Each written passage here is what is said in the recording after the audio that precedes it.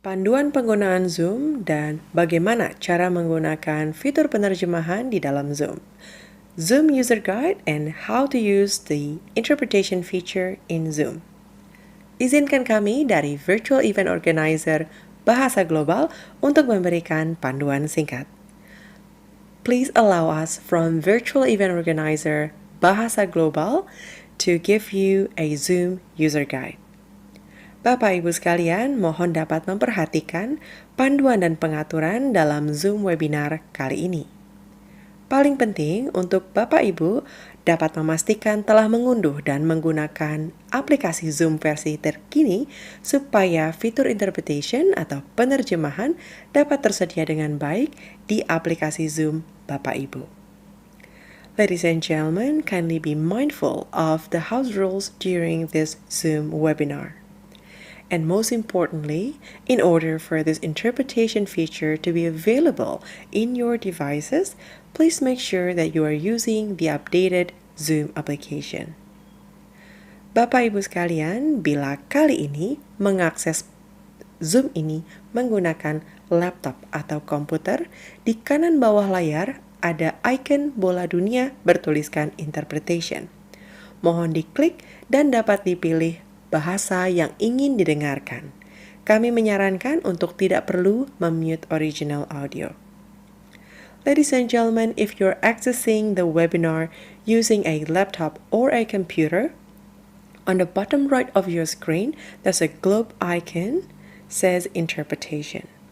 Please click and select the language that you wish to listen, and we would like to recommend you to not mute the original audio. Bapak Ibu yang menggunakan handphone atau mobile phone, penerjemahan juga tersedia. Di layar utama aplikasi Zoom, di kanan bawah ada 3 titik. Mohon diklik dan dipilih Language Interpretation. Silakan dipilih bahasa yang ingin didengarkan dan terakhir klik Done di kanan atas layar untuk mengaktifasi layanan. If you are accessing the webinar today using a mobile phone, the interpretation feature is also available. On your Zoom application, on the bottom right of the screen, there's a 3 dots. Please click and select Language Interpretation. Please select the language that you wish to listen, and last, don't forget to click Done to activate the service. Terakhir, Bapak Ibu sekalian, guna memastikan kelancaran pertemuan hari ini, host dan co-host berhak melakukan mute audio atau stop video para panelis yang tidak sedang berbicara saat mereka tanpa sengaja menyebabkan gangguan terhadap acara. Ini dilakukan untuk menjamin suara pembicara dan juru bahasa tetap jelas. Terima kasih atas kerjasama Bapak dan Ibu sekalian. Ladies and gentlemen, please note that to ensure the smooth running of today's meeting, the host and co-host reserve the right to force mute the audio or turn off the videos of panelists who are not speaking that may be unintentionally causing disruption to the meeting. This is to ensure that the audio of the speaker and the interpreter remains clear at all times. We thank you for your cooperation in this matter. Have a productive webinar. Terima kasih.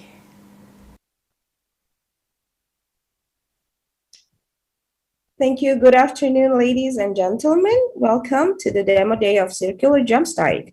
Small team, huge impact towards smart and sustainable cities through circular practices.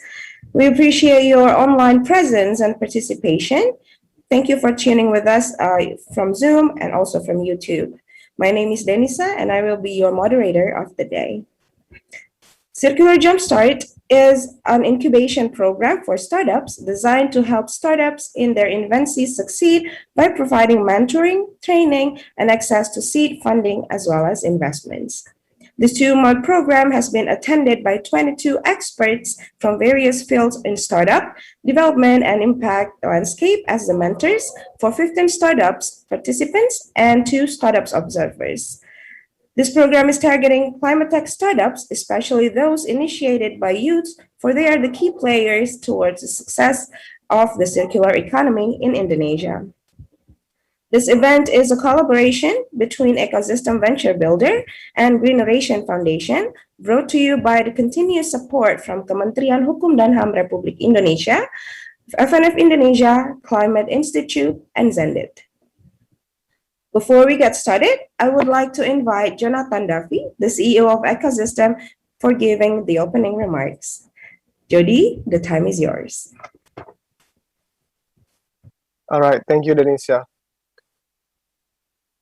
The honorable esteemed judges for our demo day today, Mas Sano, Mbak Atika, Pak Marcel, Mbak Valencia, Bu Maria, and also Mas Nur. Our beloved speaker of the demo day, distinguished guests, ladies and gentlemen, good afternoon and welcome to the Circular Jumpstart demo day. My name is Jonathan, and it's my privilege and pleasure on behalf of Ecosystem to welcome you here today. We are delighted to have you with us to participate in our Circular Jumpstart demo day, so thank you for coming. Your willingness to be here serves as a reminder to us all just how important it is, the work to achieve a circular economy in Indonesia. The transition to a circular economy is key in helping cities reach our climate targets and sustainable future. A circular transition can help us build back better towards a more green, resilient, and inclusive city in the recovery from the COVID-19 crisis. Designing for circularity means providing new jobs and opportunity for all communities and citizens. In contrast to the take, make, waste linear model, a circular economy is regenerative by design and aims to gradually decouple growth from the consumption of finite resources. In the spirit of promoting this circular economy implementation in Indonesia, we believe that innovations and entrepreneurship are the way to go. As part of the Greeneration Group that has been working closely with all related stakeholders of circular economy, Ecosystem as a company believe that individuals with the right support throughout their innovative and entrepreneurial journey could help to accelerate progress in the road to a truly circular economy and sustainable future for Indonesia. These new models, the creative and imaginative ways of seeing the circular challenges, will be able to push forward a more balanced scale of convenience for the public and mass market in achieving a just future through circular practices. That is the background and how we designed the Circular Jumpstart program that will help to incubate and launch the 15 participating startups working to solve the circular economy challenge to a new height. The startups has worked across the value chain from designing out pollutions, changing consumer behavior, to reinventing the waste management system. Through today's demo day, we hope that the pitch presentation will become the milestone and catalyst for collaboration between multi-stakeholder currently participating in this event and become the much-needed hub for circular economy innovations in Indonesia.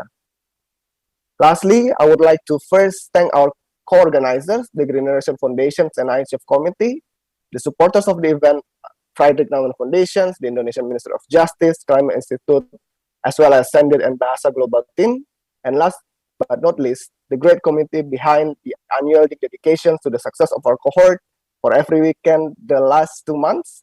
My team, Pandu, Ratna, Denisa, Joan, and all team members, I cannot say thank you enough to the run of this event. All in all, I would like to congratulate all the 15 panelists that will pitch today. You are the embodiment of Circular Jumpstart motto, small team, big impact, towards smart and sustainable cities through circular practices. Without further ado, let me conclude my welcoming remarks today, and please enjoy the highly anticipated presentations and pitch from all the 15 panelists. Thank you. Thank you, Jody, for the wonderful remarks. I know all of you cannot wait any longer to witness the presentation from the 15 startup finalists of Circular Jumpstart. Before we go further, I want to see how many of you here on Zoom this afternoon. Oh, I think it's over 100. Okay, now what I'd like you to do is please hit the reaction buttons on your Zoom. That best describes your feelings today. If you feel wonderful, you can choose the heart or the clap or the thumbs. I'd like to see some of that. Okay, now I will call up the startup names one by one to introduce them to you. You can help me show some support and love for them when the startup that you're supporting, his name is being called, you can participate by giving some reactions.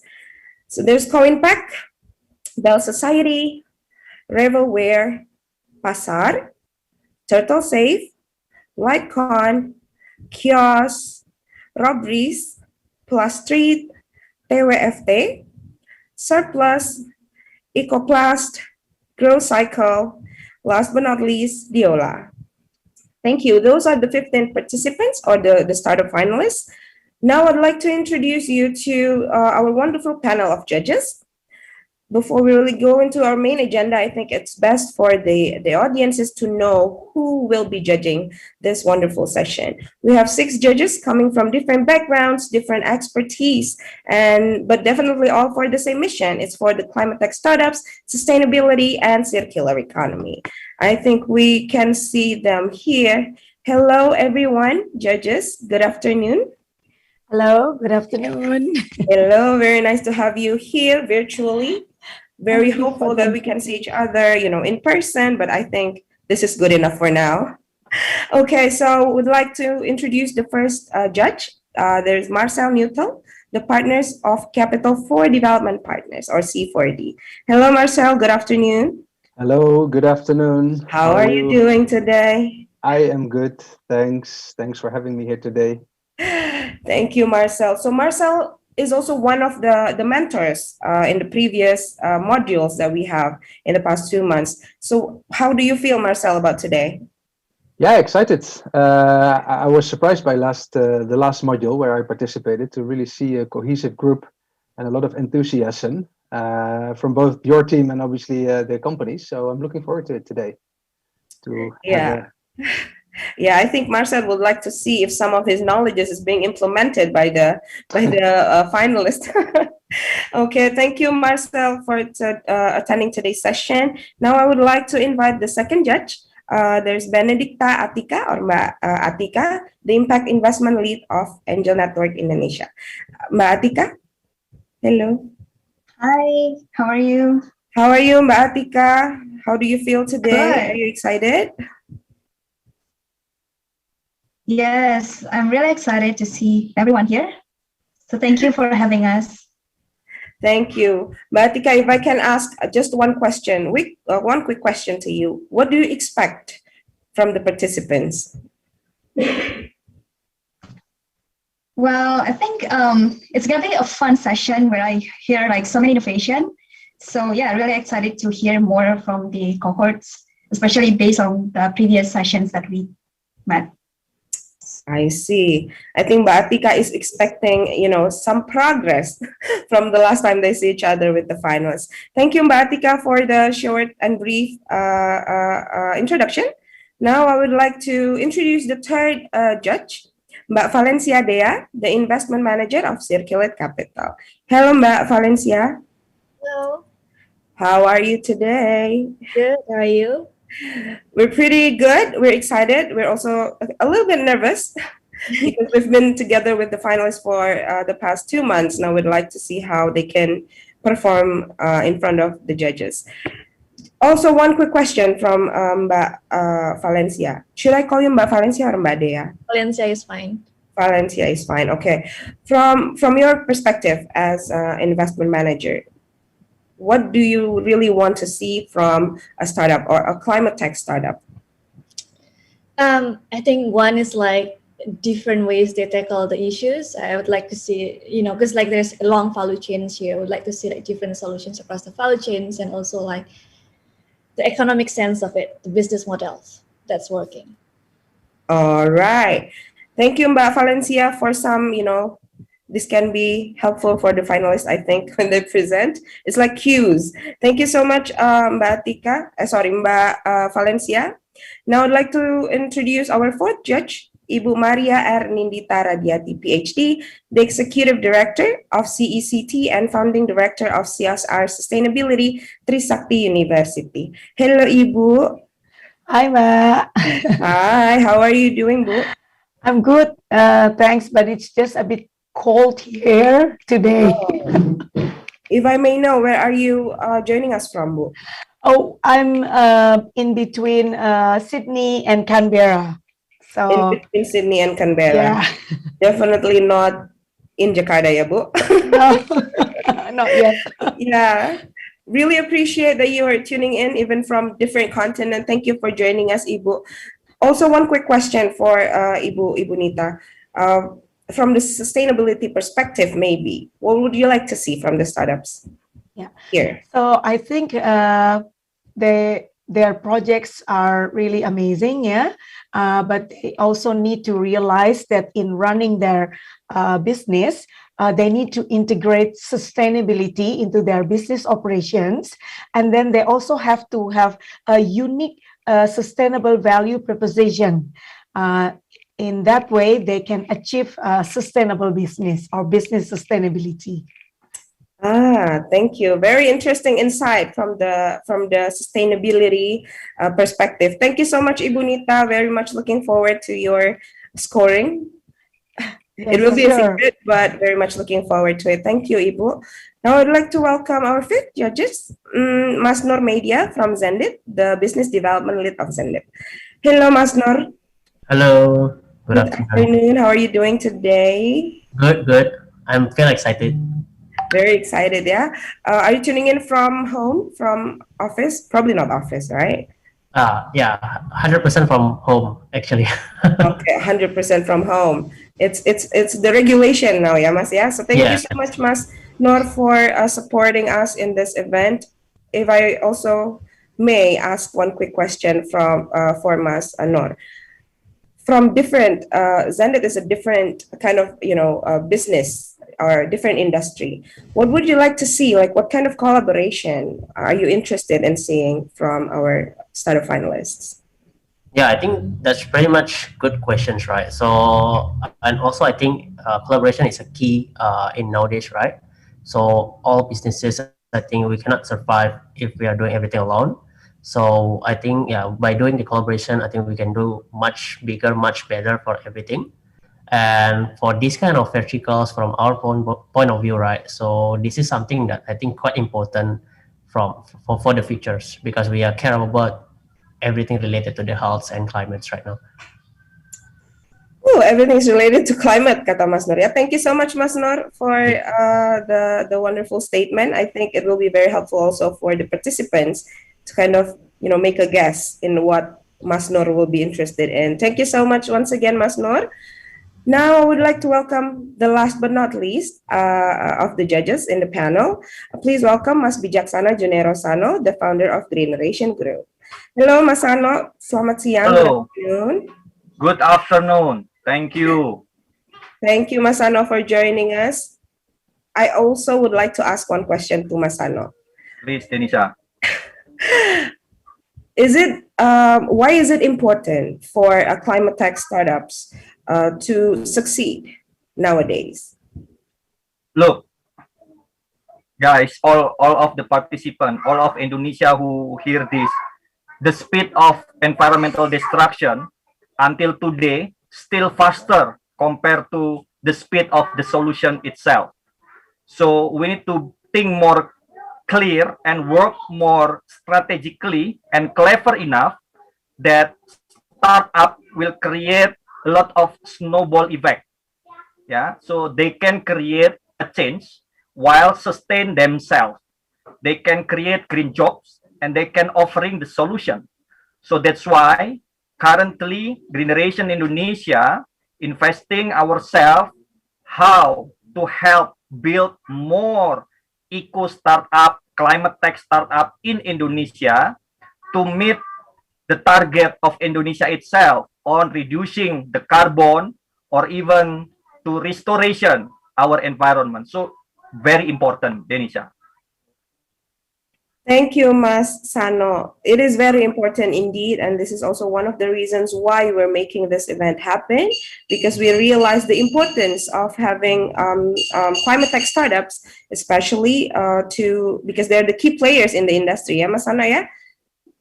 I think they're the keys of it. Okay, so thank you so much, Masano, and thank you again for the judges panelists. Thank you for coming here. Thank you for your contribution. Very much looking forward to the to your perspective and your scoring during the presentation. Now I would like to move forward to our main agenda, but before we go, directly to the main agenda or to the presentation, I think I will do just a little throwback. So these 15 startup finalists, they have been learning together with us, practicing together with in this program for the past 2 months. So over 9 modules covering various topics from business confessing, finance, and even managing early team. They've been learning it together from A to Z, we can say that.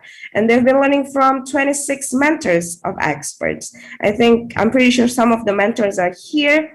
I would like to take this moment to thank the mentors for your time and insights and contribution to the success of our event. I believe that it will be a very useful knowledge for our startup finalists, and I'm pretty sure they're going to implement it and they're going to reflect it on the pitch deck they're going to show us just a little bit more. Now, I would like to explain some ground rules before we proceed. So there will be 15 startups presenting their pitch decks. Each startup will be represented by one speaker. Each startup will be given 1 minute to screen their introduction video and 5 minutes to present their pitch decks. There will be a timer on screen. It will be a countdown for 5 minutes to keep the time on track. And then there will be no Q&A session between the judges and the participants. The scoring will be based on 7 parameters. The first one is the relevance and ideas. The second is the social and environmental impact. The third is the technical or product feasibilities. The fourth is the potential and industry fit. The fifth is the market desirability. The sixth is the business viability. And the last one is the presentation delivery. Judges' deliberation and decision is an absolute decision and is not non-negotiable. Now, I would like to go directly to the moment that we've all been waiting for. I would like to present the first startup finalist. Please welcome Koinpack.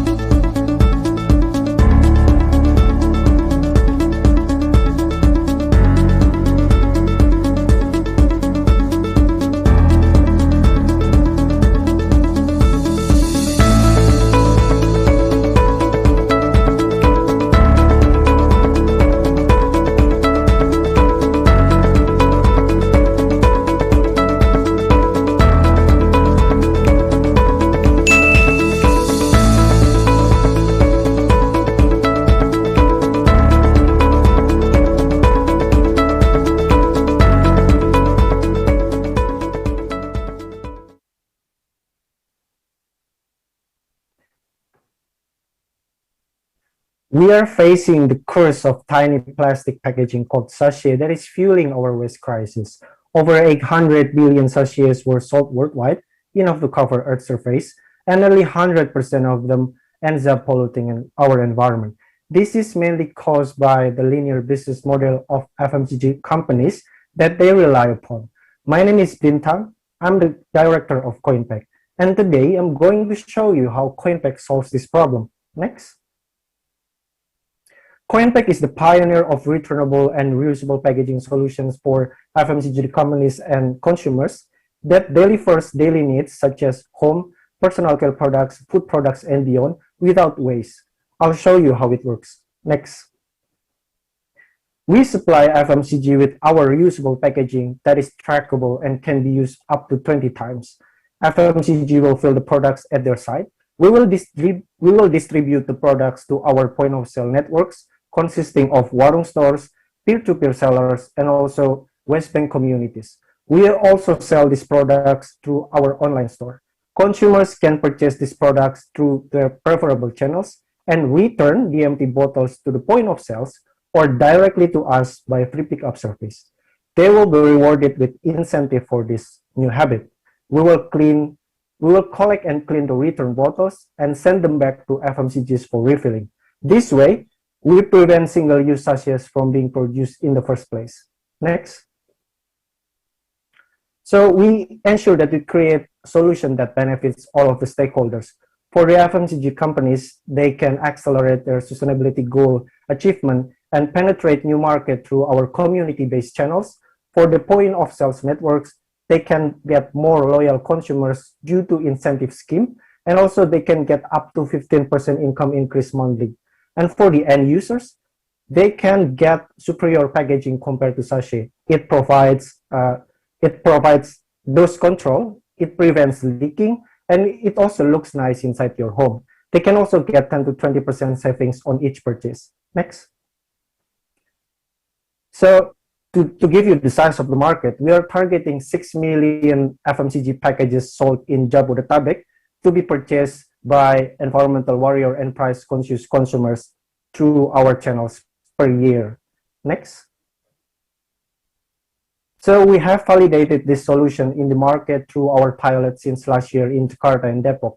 We have sold more than 3,200 packages with 63% repeat rate from the consumers, and 70% of the bottles are returned to us to be clean. And we have more than 400 loyal based consumers in Jakarta and Depok with more than 750 transactions. And this number is still growing till date. Next. So how do we make money? Our first model is packaging as a service. We charge FMCG at 15% of the distributor price for using our reusable packaging. And then we capture margin 7 to 10% from distributing the products to our POS networks and also selling them directly to our consumers. This way, we make sure that we create profitable and sustainable business model. Next. So who are we? Our team is perfect mix between impact entrepreneur, myself, operations, sales, finance, and also creative experts. Together, we made a great team. We push this business forward. We are also backed by Enview, a global social startup studio based in Rotterdam, and also Alpla, a world leader packaging innovation in Austria. We are also working with two big FMCG companies, Nestle and P&G, as our clients. So why are we here? Next. We are fundraising for $150,000 to be able to expand our packaging portfolio, to develop smart drop points, and also to automate our cleaning facility next year. This way, we will be able to onboard more FMCG and more brands. Then we can sell 11 million bottles and generate $4.6 million revenue in 2025. By this scenario, we will break even already in 2024. Next. So finally, we can avoid 130 million sachets in total in 2025. This is equal to the area of 40 soccer fields. Indeed, a huge impact. Next. We need you. Together, we can inspire the market for this reuse solution. Thank you very much.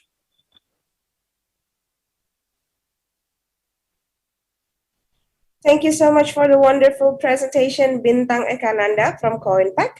Now I would like to proceed to the second startup finalist. Please welcome Bell Society.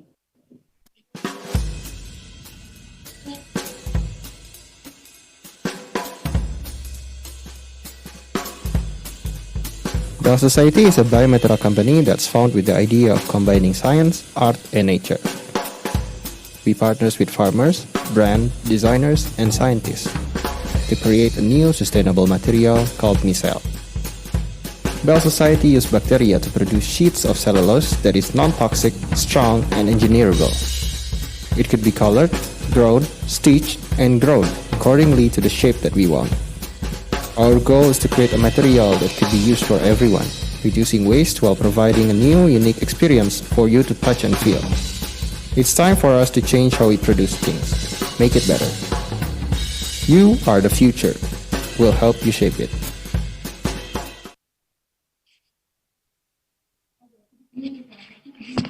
Hello, good afternoon, everyone. My name is Arka. I'm the founder of Bell Society. Bell Society is a company that produces sustainable material that convert waste into asset. Next. So the problem that we're facing right now is that Indonesia only produces 5 million pieces of leather, while it needs 20 million pieces of leather each year. Next. If we want to increase our production, we have to grow we have to face these three problems. The fact that the leather industry used toxic chemicals in productions, highly innovation, and it took long time to produce. Next. Our current solution are synthetic leather, which is made from plastic, reliant on fossil fuel to produce, and it's also create waste. It cannot be degraded. Next. There's also the problem in food waste. About 1.3 billion tons of food waste are being thrown away each year. Next. And then also in the fruit industry, there are about 45% that we produce are being thrown away simply because it was badly chopped or rot. It has nutrition that we can convert. Next.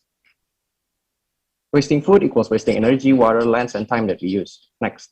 So here at Bell Society, we produce micelle. We convert the unused part of fruits into sheets of cellulose that can be used as a sustainable material. Next. This is how we produce it. So we use bacteria. We wait for them to ferment, and then we harvest the micelle and we sell it into brands. Next. It has leather-like textures. Next. It is also strong, flexible. We can shape it into many kinds of things. It's also strong. We have already tested 500 newtons of strength. Next. And it's also colorful. We can color it into any kinds of color that we want. Natural. Next. It's also biodegradable. It only took 3 months for it to degrade. Next. And it's also engineerable. We can make it waterproof, and we can use any kinds of fruit waste to produce it. Next. It's also a rapid process to produce it, only 2 to 4 weeks to produce. Next. And in comparison to sheep's leather and also synthetic leather, it is as strong and maybe a little bit cheaper than the sheep's leather. Next. Our main products are micelle right now, but we also sell fashion accessories. Next. So we generate revenue by selling the products itself to customer, and also partnering with brands to make sustainable product for them, and also partner with people who wants to create place for them to convert their waste into sheets of leather. Next. And also it is target market. So what leather industry is valued at $93 billion. Indonesia is about 4.16, and we target the SMEs, which is 60%. So it's valued at $2.5 billion. Next. This is the landscape competition. So we position ourselves as something that is affordable and also sustainable. We convert lots of waste and also sell it at a price that is also affordable for people to use. Next.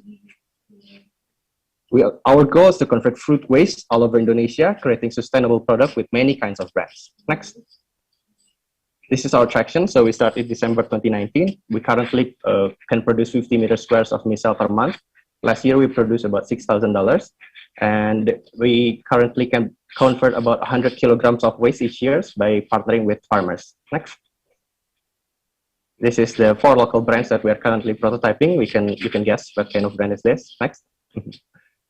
And this is limited scale, so we can make it anywhere and also any size by using the medium that we use. Next. This is the product that we create. We have already made classic shoes, sneakers, then the right is also our production site. Next. This is also the picture of our production site, and the right is another derivative products that we are currently producing right now. Next. We believe that sustainability could be your gate to global market. By using sustainability, we believe that local brand can reach sustainable market because it's the trend right now, and we hope that we can partner with them. Next. We're looking for partners in material production, material implementation, and also distribution locally and globally. Next. This is our partners. Right now we are partnering LPK ITB, Java Prenger, Kopi Tilu. So we partner with farmers in Pangalengan. So we take the waste and make it into micelle. Next. This is the team. So my name is Arka. I'm the founder, Bachelor of Biology ITB. There's also Semeru, COO, Biomanagement, and also Taufik as a designer and marketer. Next. So we believe that science should be implemented by using art and also technical abilities. Thank you. Hope that we can collaborate soon.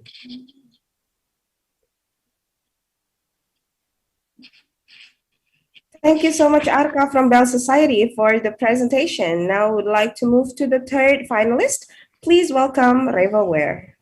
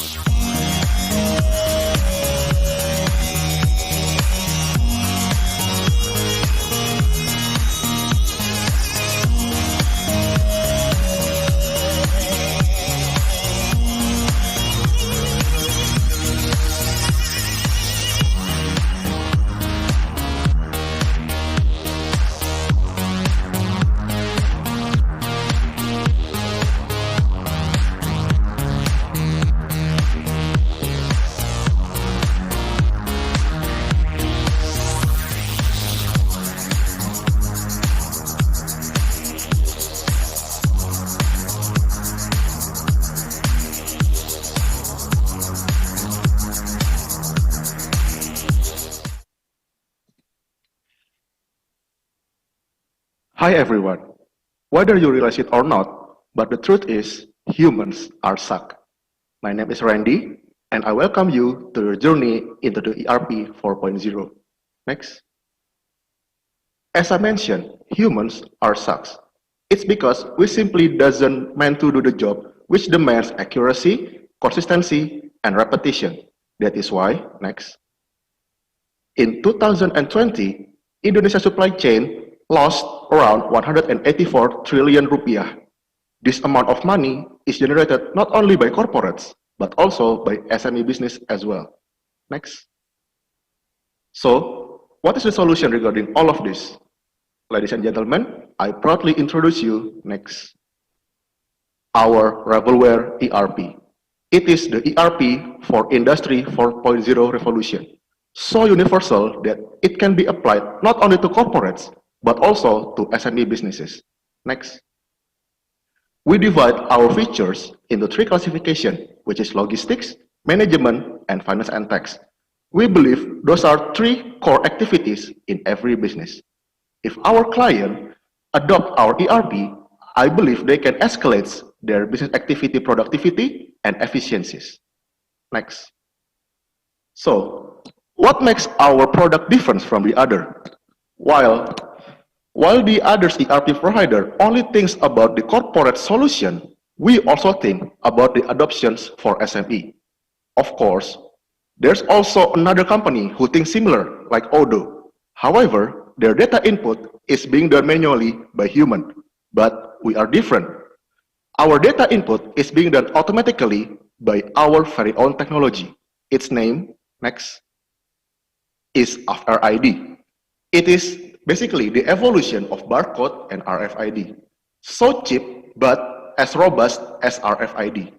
It is possible to make it so much cheaper than the RFID because it comes from graphene, which we synthesize from the recycled plastic waste. Next. Our current adoption, so far, there are more than 600,000 RFID tags already deployed lively in Toyota groups.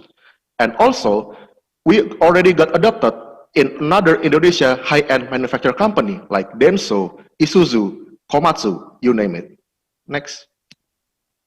This is the example of our automatic input. As you can see, there are forklifts which brings so many boxes with RFID tag, all of it being read simultaneously by our reader. And the output, they can check it on the screen. That is why we generate our revenue not only by our software, but also by our hardware, which is reader and Ravel ink to produce the RFID tag itself.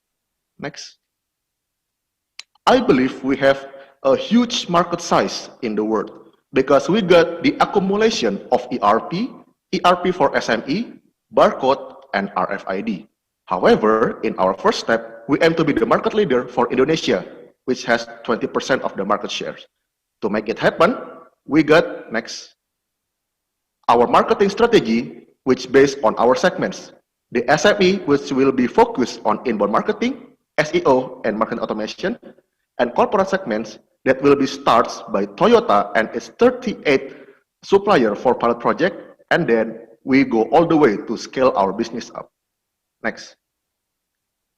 That is why, for this round, we aim to raise $350K that will be allocated to R&D instruments to maturing our products, our working capital for reaching the corporate segments, and go-to-market strategy to reach our SME segments. Next. We believe we can make it happen because as you can see on the slides, we already proven ourselves to excel in the innovation, quality, hardware, and software. Next. At the moment, we already halfway of our milestones to reach our goals. We already got endorsed by Indonesia Ministry of SME, which is Backcraft. We already got Command Info invitation for FGD for Indonesian IoT Roadmap. And we already got countless of invitation of international conference, like in Riyadh, Singapore, and Taiwan. I believe we have the skill. I believe we have the will. What we need right now is a chance to accelerate ourselves. Next. So, thank you everyone for your attention. Thank you, Randy from Ravelware Technology. Now I would like to welcome the next startup finalist. Please welcome Passar. Hi, my name is Carolina. Most of my days I spend it in front of my laptop. During my free time, I like to go hiking. But it's not every day. I don't have room to store my hiking gears. Aha! There is Passar. I can simply pick the things I need to borrow from there and just choose the most suitable subscription plan for me and just check out. Voila! Now I can borrow up to 5 things at once in a month, and I can always change the other things within the same month. Well, see you on the trail!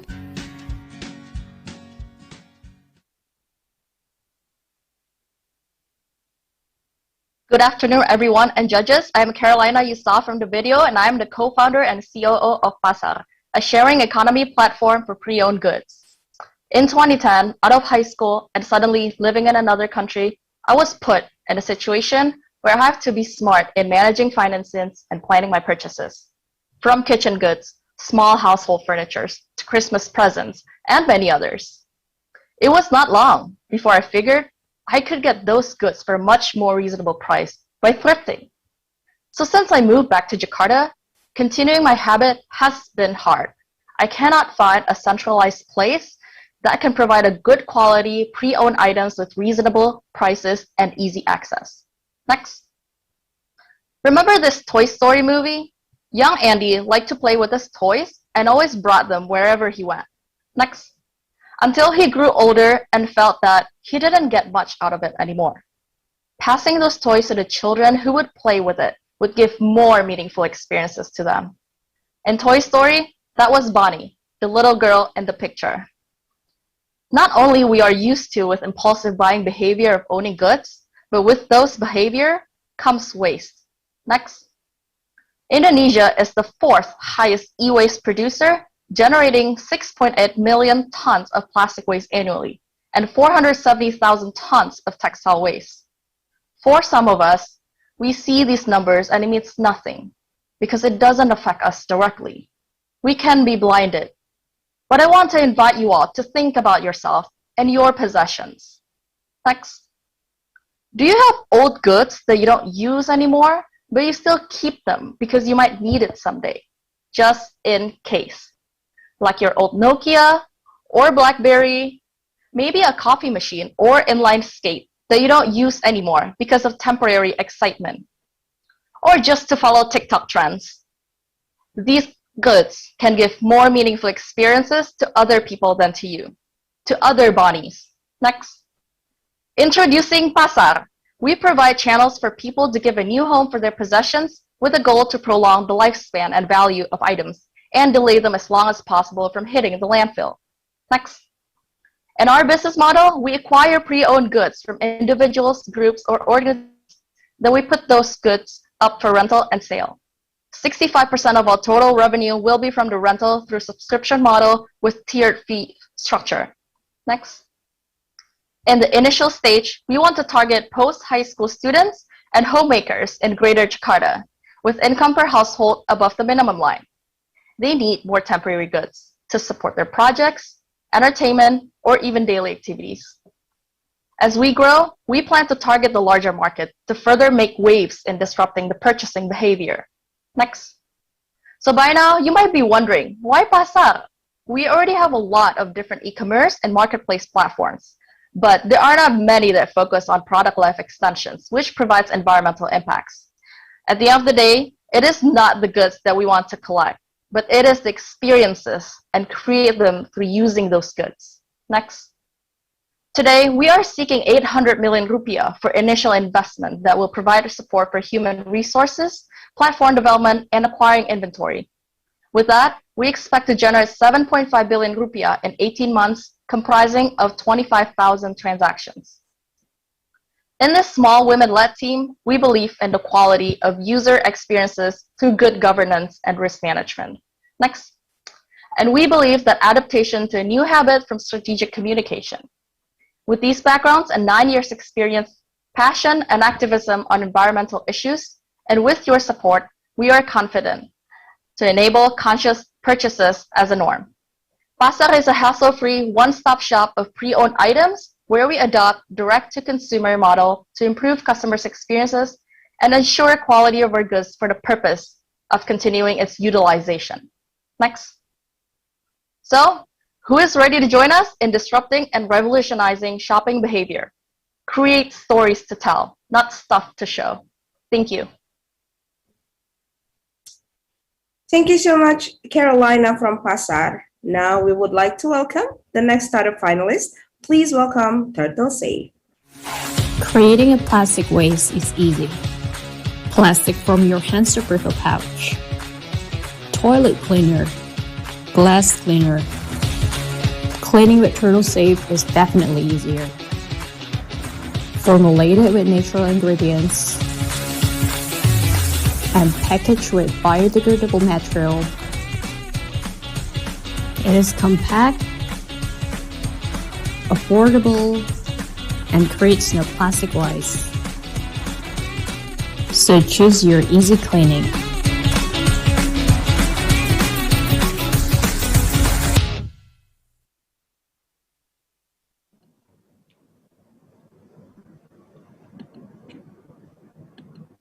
Hi everyone, my name is Irene, and here at Turtle Safe we want to see the world without plastic waste by simplifying cleaning industry. Next, 99% of household cleaning products are retailed with plastic packaging, and this plastic will take more than our lifetime to degrade. And yes, we do have cleaning product refill solution currently available on the market. However, this solution is only accessible by customer in Jabodetabek. Next. Turtle Safe comes here with a vision to democratize access to eco-friendly cleaning products, so housewives from Sabang to Merauke can have access to pollutant-free cleaning products. Next. Turtle Safe provide range of household cleaning products from hand soap, dishwashing to toilet cleaner in form of effervescence tablet. Our cleaning tablets are compact and small. It can be delivered easily nationwide. It's affordable. Each tablet costs 10,000 rupiah and also produce no waste. It is formulated with natural ingredients such as coconut surfactant and packaged with biodegradable material. Next. This is example of our hand soap cleaning tablet. Each cleaning tablet is equal to 200 milliliter hand soap. It is really simple to use. We just have to fill our cleaning bottle with water, dissolve the tablet, and hand soap is ready to use. Next. Here's our early adopter, millennial age rational living housewives who reside outside Jabodetabek and have started adapting eco-conscious lifestyle, which means they understand the danger of plastic waste and actively looking for a better eco-friendly products. Next. From the market survey that we conducted to 120 respondents in 5 big cities outside Jabodetabek, we observed a growing trend of sustainability.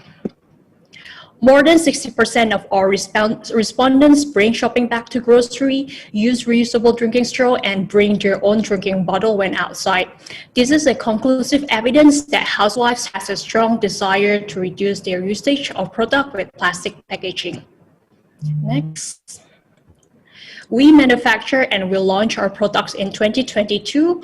We will retail our cleaning tablets with 50% gross profit margin to 10,000 housewives with average annual basket size of 240,000 rupiah to get a revenue of 2.4 billion rupiah.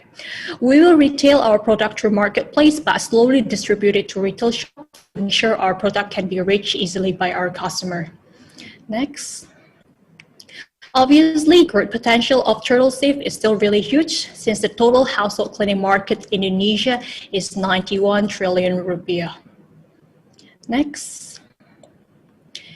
From all the cleaning tablets that we sold in 2022, together, we can prevent the usage of 8.4 tons of plastic entering and polluting our ecosystem. Next. Our competitor is still dominated by multinational companies such as Unilever and Wings Group. However, with the advantage of eco-friendly and affordable cleaning products that can be accessed anywhere, we believe there will be more housewives trying Turtle Safe. Next. We continuously conduct product research and development to make sure we deliver the best cleaning performance and stays relevant to our customer. We also perform in-house manufacturing to ensure product confidentiality and high standard of our products. And also we're in the process to secure a formulation patent for our products in Indonesia. Next. Our super team consists of highly committed and enthusiastic individuals who have a strong passion in sustainability. All of us has a vast experience in business, finance, manufacturing, operational, and research to achieve our vision, democratize access to eco-friendly cleaning products for all. Next. We also have trade advisor on board to continuously support us in finance, general business inquiries, and help us maintain our startup dynamic. Next.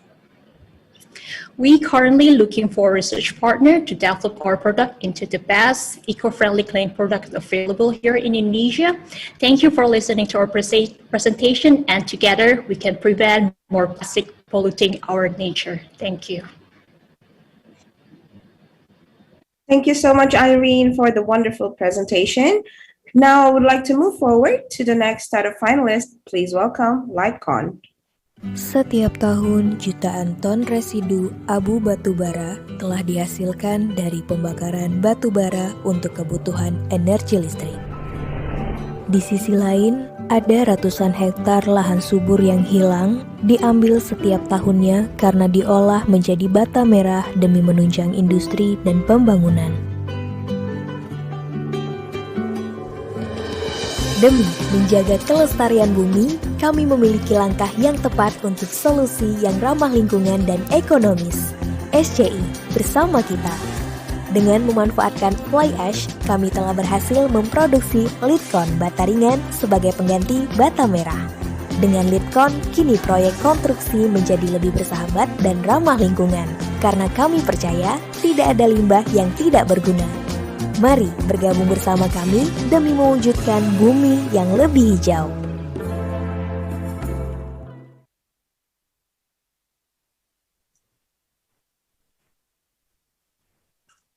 Look around your house. Most likely, your house was built using clay bricks. I am Mashuri from SCA. We strive to make eco-friendly buildings materials from industrial waste. Next.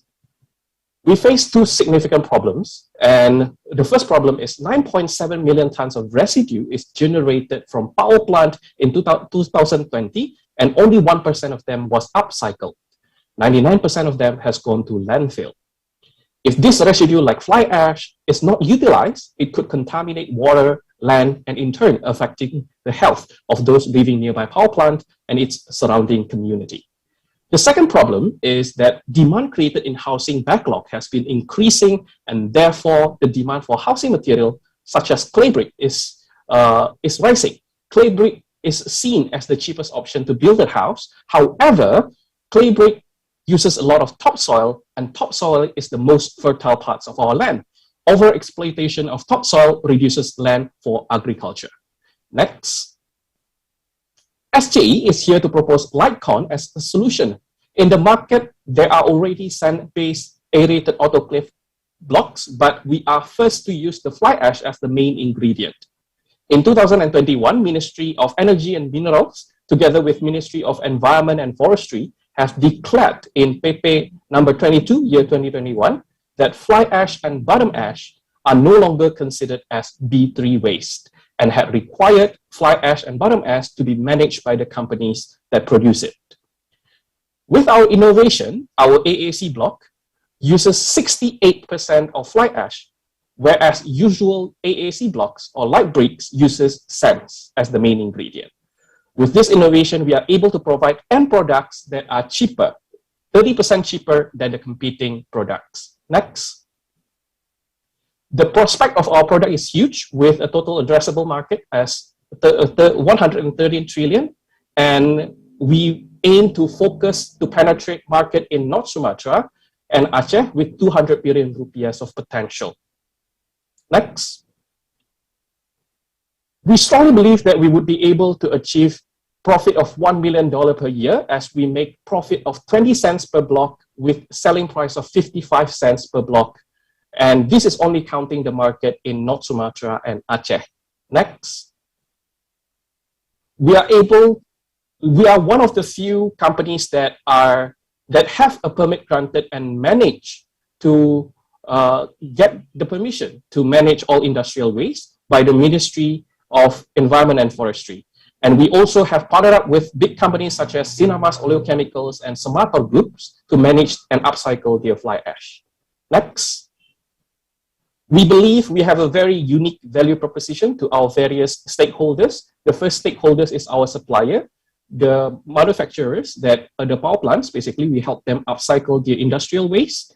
And to construction companies, we help them save steel structure costs and also time to install products, because Litecon is lighter, bigger, more durable, and easier to install. To environment, we help reduce usage of topsoil and also reduce the carbon dioxide produced associated with clay brick production.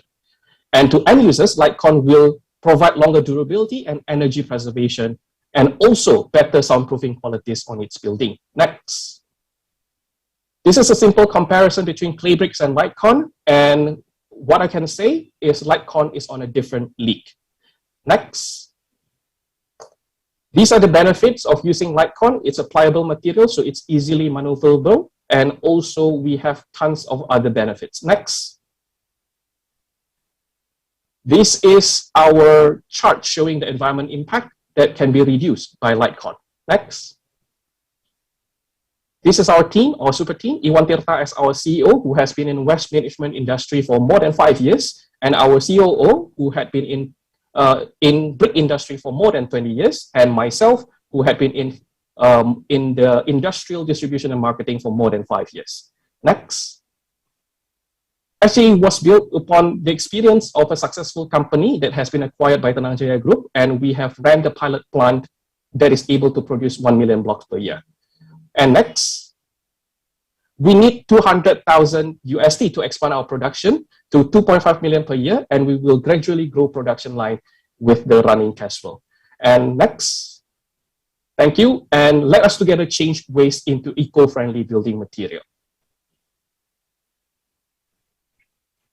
Thank you so much, Mas Yuri, for the presentation.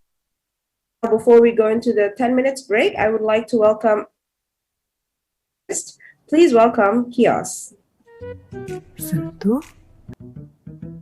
Ini Ibu Siska. Hobinya dia belanja. Sida transfer kok, Papi. Bu Emma minta. Bu. Atuh, gak muat di situ sampahnya, Ibu. Bu, apa tuh? Disuruh sentuh aku. Kayaknya boleh dicoba deh.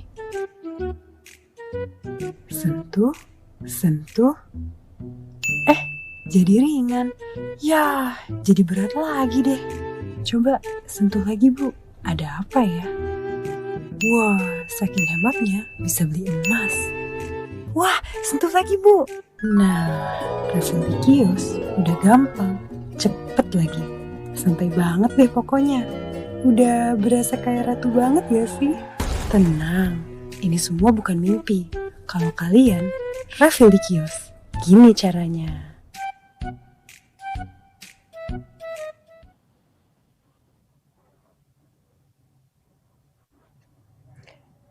Hello everyone, I'm Darina from QYOS. Next. So the background is, me and my team are from Jakarta. And in Jakarta, there's a really emerging issue of plastic waste. So we generated 2,000 tons of plastic waste daily, and that is in Jakarta alone. It is harmful, space-consuming, and definitely costly in the process. That 2,000 tons is as heavy as 500 Sudirman statues, and only 12% of them gets to be recycled. That's upsetting. And because of that, Indonesian government mandates manufacturers to produce 30% less plastic packaging in 5 years. So we see this as an opportunity to close the tap of plastic production at its source from the product that we daily use. Next. And thus, QYOS. QYOS is a refill as a service solution turning daily products refillable, such as soap, beverages, cosmetics, and beyond. Next. So we have the competitive advantage having our technology approved by the manufacturer, or what we call it FMCG, in which we all collaborate with Algramo that has been proven this concept in Chile for over 8 years.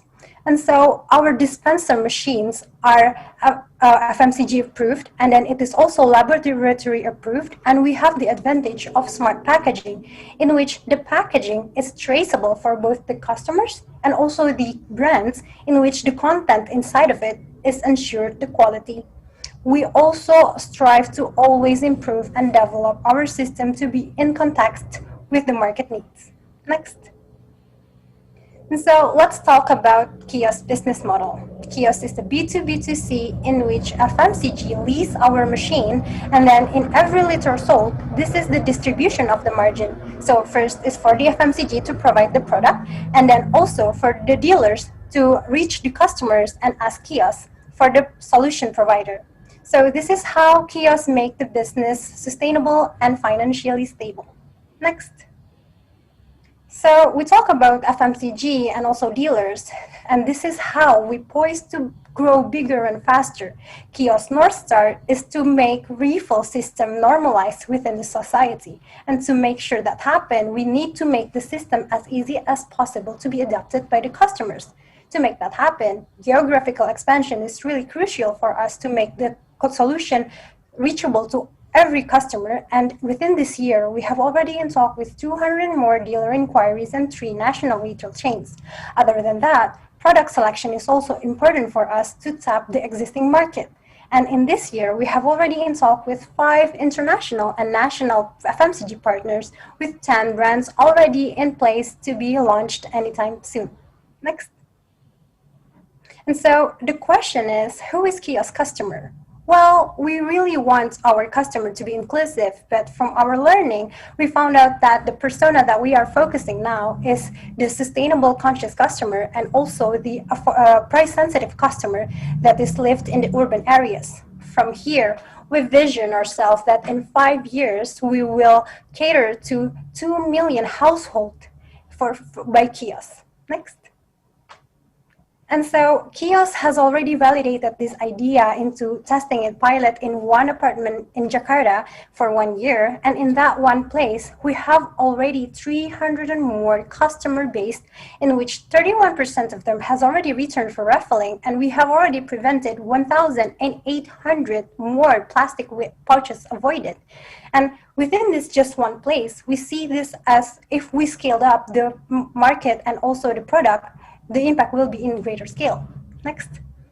And so this, what we're going to do in the 2 years is that we will open up to more 50 vending points and more FMCG products. Next. And so meet the team. We are a group of engineers, design researchers, and also business experts that is so passionate and impact, and we are part of NVU. Next. And so we need you to funding and also collaboration with us QYOS to accelerate the impact of closing the tap of plastic waste, and together we can make refill revolution happen. Thank you.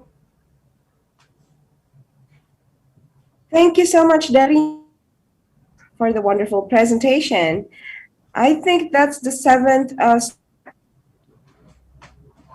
We're still going to have another 5 startups finalists who's going to present their pitch decks. Before we go into the break, may I have some of the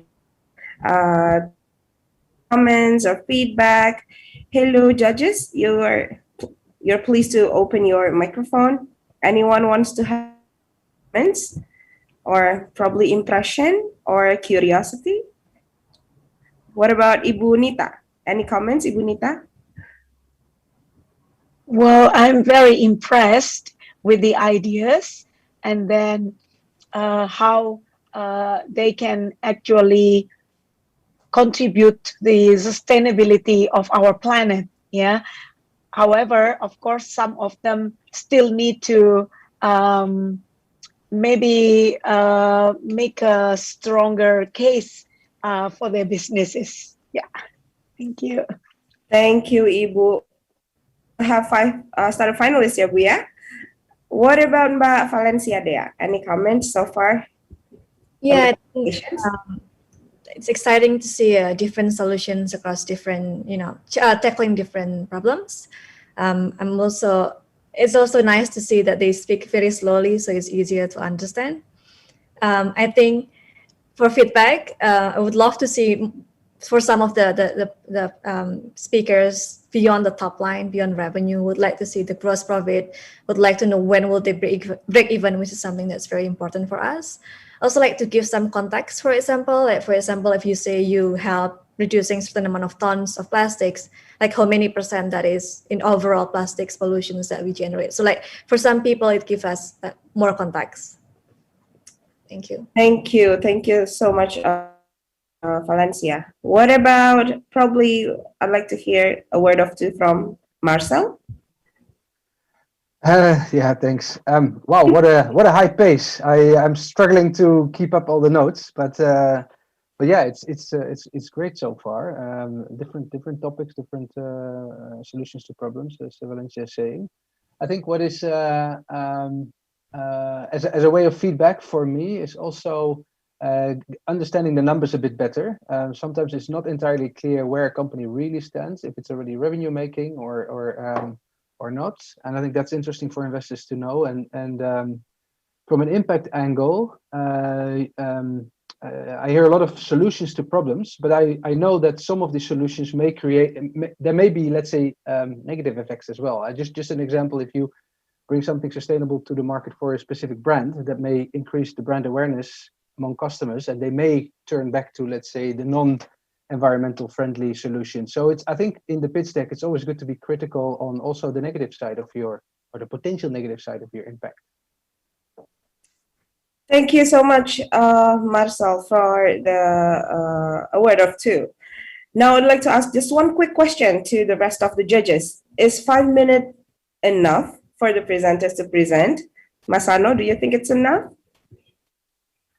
Oh, they need to learn in 5 minutes. They need to convince many stakeholders, including investor, in 5 minutes. What is your business and why we need to support you? Of course, after the 5 minutes, there is a follow-up question, like Budaya said. Yeah, that's the typical of investor question, but that's important. They need to prepare that. But pitching the idea in 5 minutes, that should be enough. That should be enough. Yeah. What about Mbak Atika? Do you think 5 minutes is good enough? It's a perfect timing? I think it's a perfect timing for the first initial pitch, right? Because the rest of the conversation will be after this. So use this 5 minutes to like grasp our attention, convince us as the first impression. Thank you. First impression matters. What about Mas Nor? Do you think 5 minutes is enough? Yeah, I think it's enough, because I think in 5 minutes is a crucial time, right, for everyone to highlight all the things that related or all the things that very important. So I think the time is good.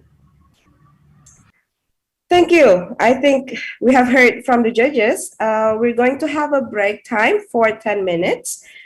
So we will be back again with the presentation startup after 10 minutes. So timer here on screen. We hope that you can just stay connected, and then we will be back after 10 minutes. Thank you so much, everybody. I'll see you in 10 minutes.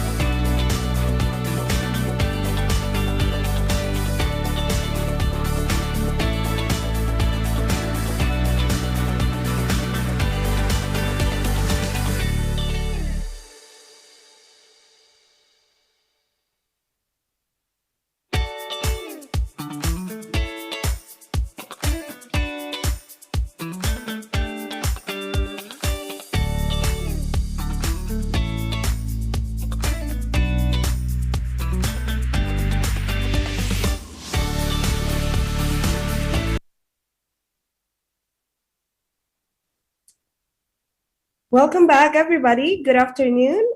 Thank you for still being with us until we're halfway through the pitching sessions with all of our 15 startup finalists in the demo day of Circular Jumpstart Incubation Program 2021.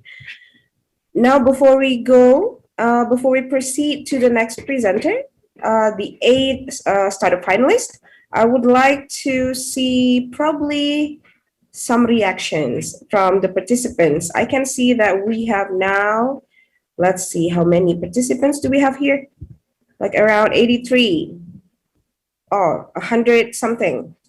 Can I see some reactions from the audiences? Are you guys still excited? If you're excited, probably you can, can we do some feature here? Probably, okay, comment on the comment box. You can also introduce yourself or your community that you're representing or the company, or probably you're an investor interested in some of the climate tech startups that we have today. So please introduce yourself. Please make the best use of the chat box section as your networking platform. Thank you so much. Once again, I think we are ready to go to the next presenter. This is the 8 startup finalists. I would like to give a warm welcome to Robries. This is Robries.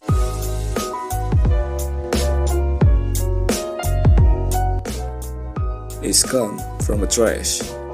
Indonesia, the second place most produced trash to the ocean. Robries make a revolution. Bring new perspective about plastic waste and trash. So in the end, what is damage our planet, what we call waste, doesn't really become a waste. We turn it into something valuable. Make your home beautiful. We can create another innovation to prosper the people around the world and save our future environment.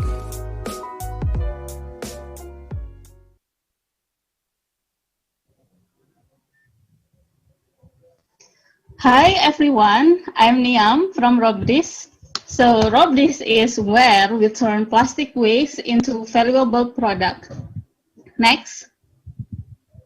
Talk about plastic waste. We already produce 490,000 tons plastic waste and they have nowhere to go. Next. So Robries is here to provide circularity in plastic waste. Collaborate with bank sampah and scavenger around East Java. We process and bring plastic waste back to the customers in something useful and fit their need. Next. From our process, we create a new material which already certified as non-toxic material. You can use it for unlimited possibility. Next. Or you can buy ready product from our collection. Next. Or you can customize for your own style. And you can use for your business needs or even, and it's durable for indoor and outdoor use. Next. Knowing their trash can be something that they need, some of our customers start to change their habits to separate their own waste, even asking their partner or customer to move together for a better living. Next. Now, our customers separated in Indonesia and overseas, and we believe we have huge opportunity in the future. Next. We charge 60 to 70% of margin in each product. From this business model, we can incrementally grow since 2019. Next. Now, we already reached almost $60,000. It's equal to 20 tons plastic waste, equals to 40 million bottle caps comes from our community, and customers. Next. To our customers, we always give a better product in good design and good quality product. Next. And with our growing team, we believe we can keep growing and provide sustainable living for many people around the world. Next. They have belief in our vision, from being our customers, now they being our partners. Together we can reach bigger market in Indonesia, and with space available, we prepare to enter worldwide market from London, Bangkok, and other countries around the world. Next. So to fulfill and prepare for worldwide market demand, we need $70,000 investment to expand our production capacity and develop our production technology. Next. So we welcome you who have same vision. So together, let's providing sustainable living with Robries. Thank you, everyone.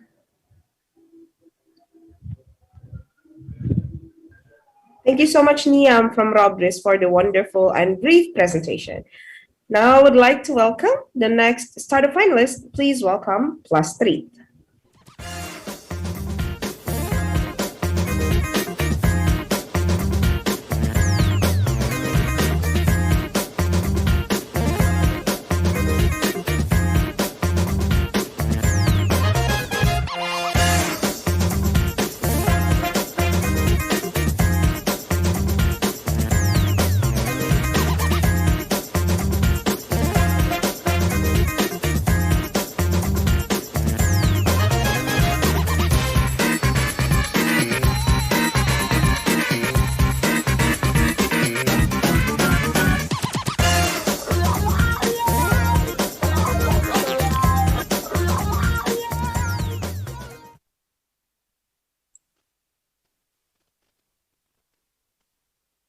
Garrett Nelson once said, "The ultimate test of man's conscience may be his willingness to sacrifice something today for future generations whose word of thanks will not be heard."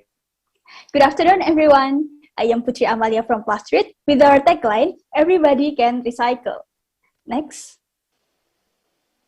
As we already watched in the video, there are many reasons that prevent Indonesians from recycling. The micro reason is we don't want to store our waste. Who wants to store their waste? We always want to throw it directly. Many public places, commercial areas haven't had any proper waste management practices for their own waste. They only think about moving their waste into landfill without considering the environmental issues there. PlusTreat is merely focused on plastic bottle waste. Why? Because plastic bottles are literally everywhere. The recycle rate of polypropylene and PET is also high. And in this 2021, the demand for plastic bottle is increasing. Let's think about what we can do so people can throw their waste wisely with no minimum quantity, and the public place can be responsible for their waste, also to increase the recycling rate in Indonesia. Please next. Yes, reverse vending machine is the solution for the current waste problem. Recycle instantly, everywhere, every time. With this reverse vending machine, it can convert plastic bottles into pills, which already meet the requirement for industrial manufacturing. And we, PlusTreat, already processed the claim for intellectual property for this solution. Next. This reverse vending machine is the catalyst for the circular economy in Indonesia. We are sure we can make such impacts. Since PlusTreat can be a dynamic changing of recycling behavior, support manufacturers to implement EPR, and support research and development by supporting 4 SDGs, which are sustainable cities and community, responsible consumption and production, climate action, and life below water. Next. We can recycle 405 every day per machine instantly, which are perfect to be placed in a building, street, and parks. Please next. Here is our business model. PlusTreat will send our reverse vending machine to our targeted customers to be used by bottled water customers around. We will give incentives in the form of points in the mobile app for PlusTreat user. Please next. We have 4 target markets, which are local governments, which own many public places and areas, supermarkets as the shopping points, FMCG manufacturers as the bottled product producer, and schools and universities, which have many people who drink bottled water. Next. We are currently focusing on educational institution consumers, with the total service addressable market as $894,000 lies on the green universities in Indonesia. Please next. PlusTreat is seeking an impact investor which can be a partner to achieve a sustainable world. We currently need $100,000 as our kickstart and will be used to enter the market. Please next. We, PlusTreat team, gender balance team, believe that our small team can change the world. I am Putri Amalia, currently pursuing my master's degree in industrial management in National Taiwan University School of Science and Technology, strengthened by Aziza, a business consultant, engineering student, and also Nur Amin, a product engineer, also a product design lecturer. Please next. Let's change the world together by having everybody can recycle. Thank you.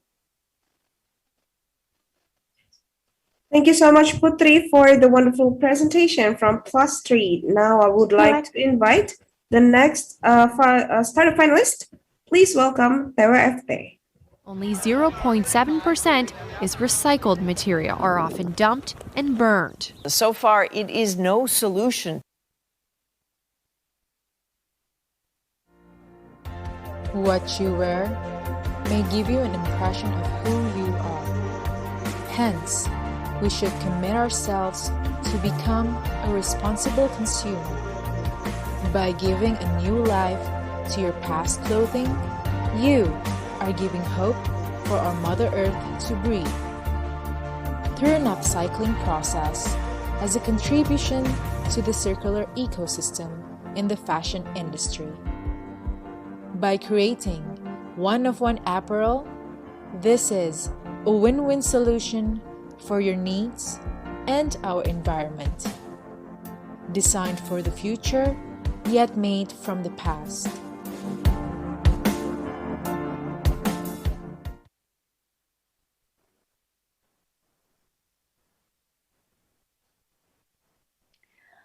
Okay, hello ladies and gentlemen. I am now showing up in your screen to talk about clothing. But before that, let me introduce myself. My name is Anissa Putri Sadanur and I'm the co-founder of Turn Waste into Fine Taste. TWFT is a sustainable fashion brand creating one-of-one products through an upcycling process. We are here as a solution for the future of fashion sustainability by aligning Indonesia's market needs and our environmental goals. Well, next please. Well, clothing. When we talk about clothing, we are talking about fashion. Fashion is about prestige, social life, and it's about our identity as a person. Just take a look at yourself. It has become a part of our lifestyle. Based on the data shown on your screen, nowadays people are starting to buy more than what they need. Likewise, textile manufacturers are trying to align the demand by producing more and more clothes. By the end, we are looping on the same problem and creating a phenomena as known as an overconsumption and overproduction. Then, what about some people that want to change their lifestyle into a slow fashion?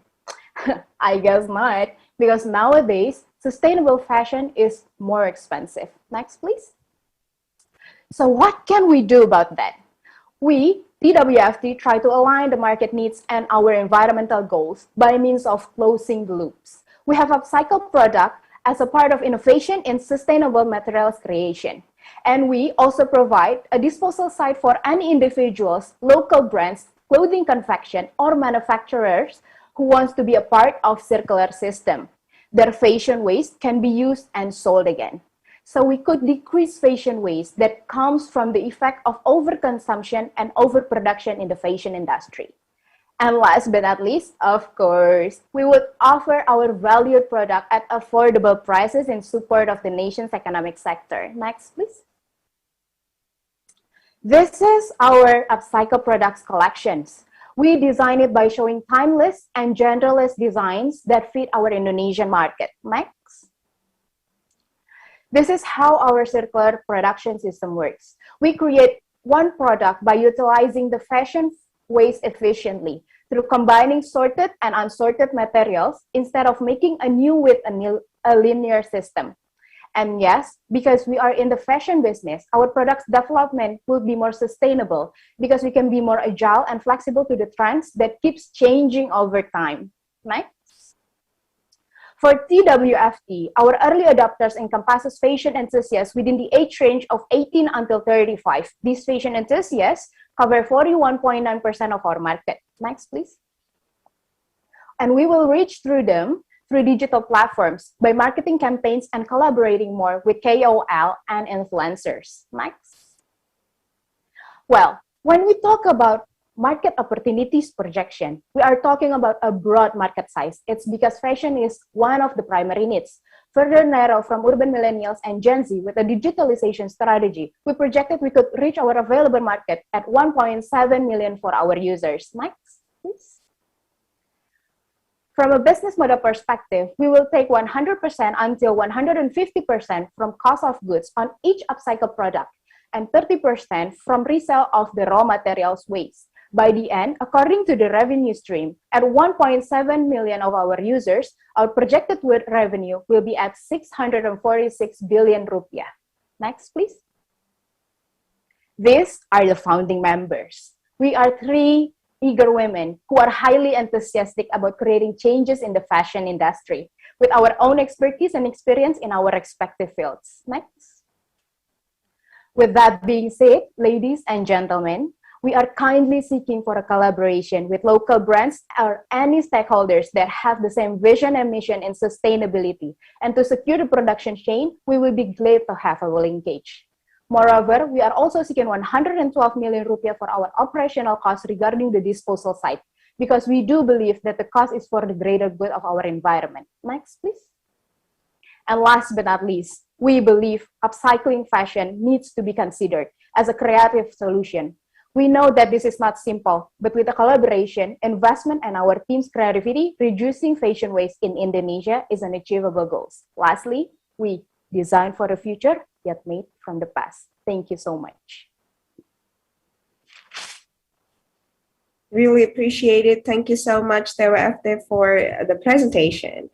Now, before I go to the next startup finalist, also to give some time for our judges to do some scoring, I would like to see if anyone here in our audiences is actually supporting a specific startup. Please type the startups' names in the comment box. Which startups are you supporting right now? I'd like to see some, supporters.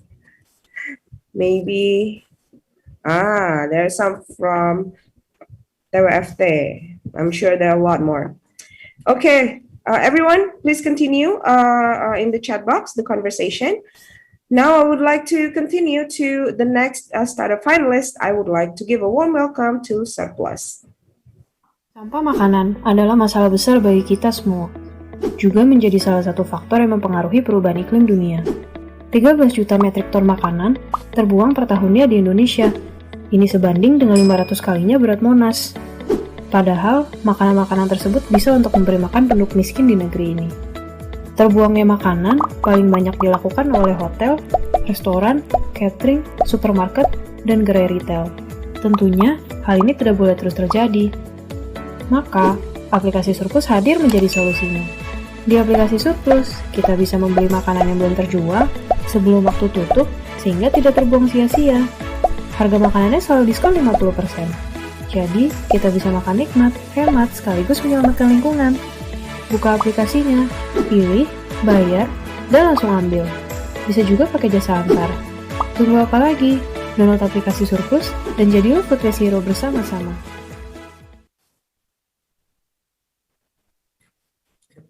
Hello everyone, my name is Elmon Saputra, the founder and CEO of Surplus. So we are a social enterprise that focus on B2C, and we are trying to tackle the most important problem, including food waste and food loss issue in Indonesia. That's why our tagline is Save Food, Save Budget, and Save Planet, because it represents our win-win solution or benefit either for the customer or for the merchants. Next.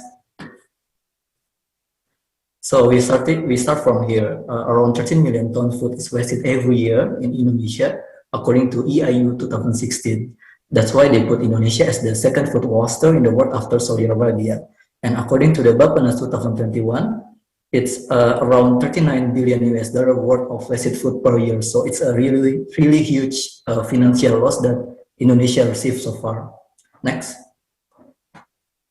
So we are actually filling the gap by enabling food retailers or hotels or supermarket or restaurants or even farms to sell their overstock or imperfect products at the window time at high price to the customers. So we wish by doing this action we can reduce the overstock product that's still edible and good that can be eaten rather than end up in the level and become a food waste. So next.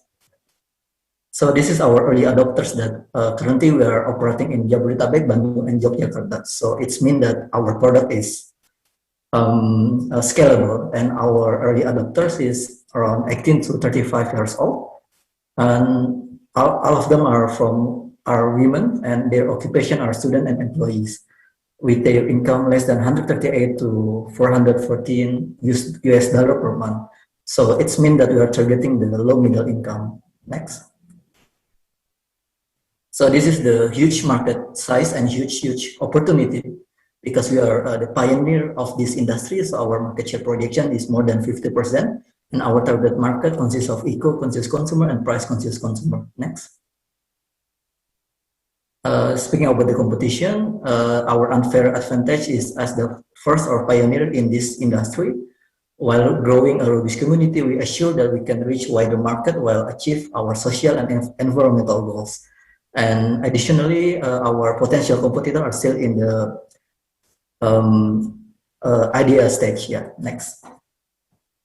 And if you're wondering about our growth, so we receive like a huge demand, huge positive response from the market, because the average of our growth is 70% per quarter. Why? Because our go-to-market strategy is the right strategy, including B2B collaboration, student ambassador program, CSR, endorsement, and the most important thing, community engagement. Next. So in terms of the business model, we take around 10 to 20% of merchant revenue as the revenue sharing. Next. This is the core team. I have more than 3 years experience as environmental consultant. We have advisor from the Cartels Group, and we have 2 key employees that has more than 3 years experience. So we assure that this is a great team that can solve the food waste and food loss issue in Indonesia. Next. So in terms of the traction, so far we have more than 9,000 apps download in just 1 year. Our CLTV around $60 per customer, and our AOV is around $4 per purchase. So imagine if 9,000 customer times $4 per purchase, so our revenue will be $36,000 per month. So it's going to be a huge revenue as well. Next. So in terms of the partnership, we have been partnership with 600 merchants. They are consist of restaurants, bakeries and cafes, hotel. GrabFood and GoFood haven't reached the hotel market yet, so it's going to be a huge opportunity for us. And there's a supermarket, catering, and food retailer or SMEs as well. Next. And in terms of the impact that we have been generated, around 3,000 meals, or that's equal 450 food that has been rescued, and we have prevented around $2,200 in losses for business owner. And also we have avoided around 14.4 tons of CO2 from the landfill. Next.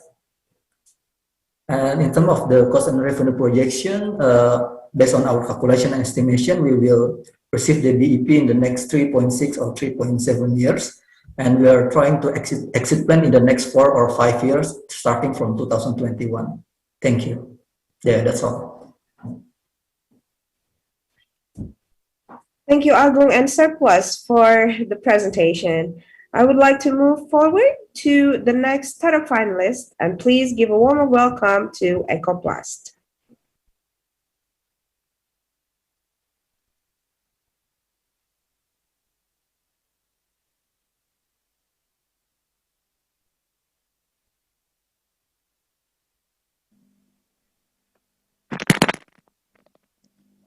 Hello everyone. Let me introduce myself. My name is Gabriel Butar-Butar from Ecoplast ID. The problem of plastic waste. Next.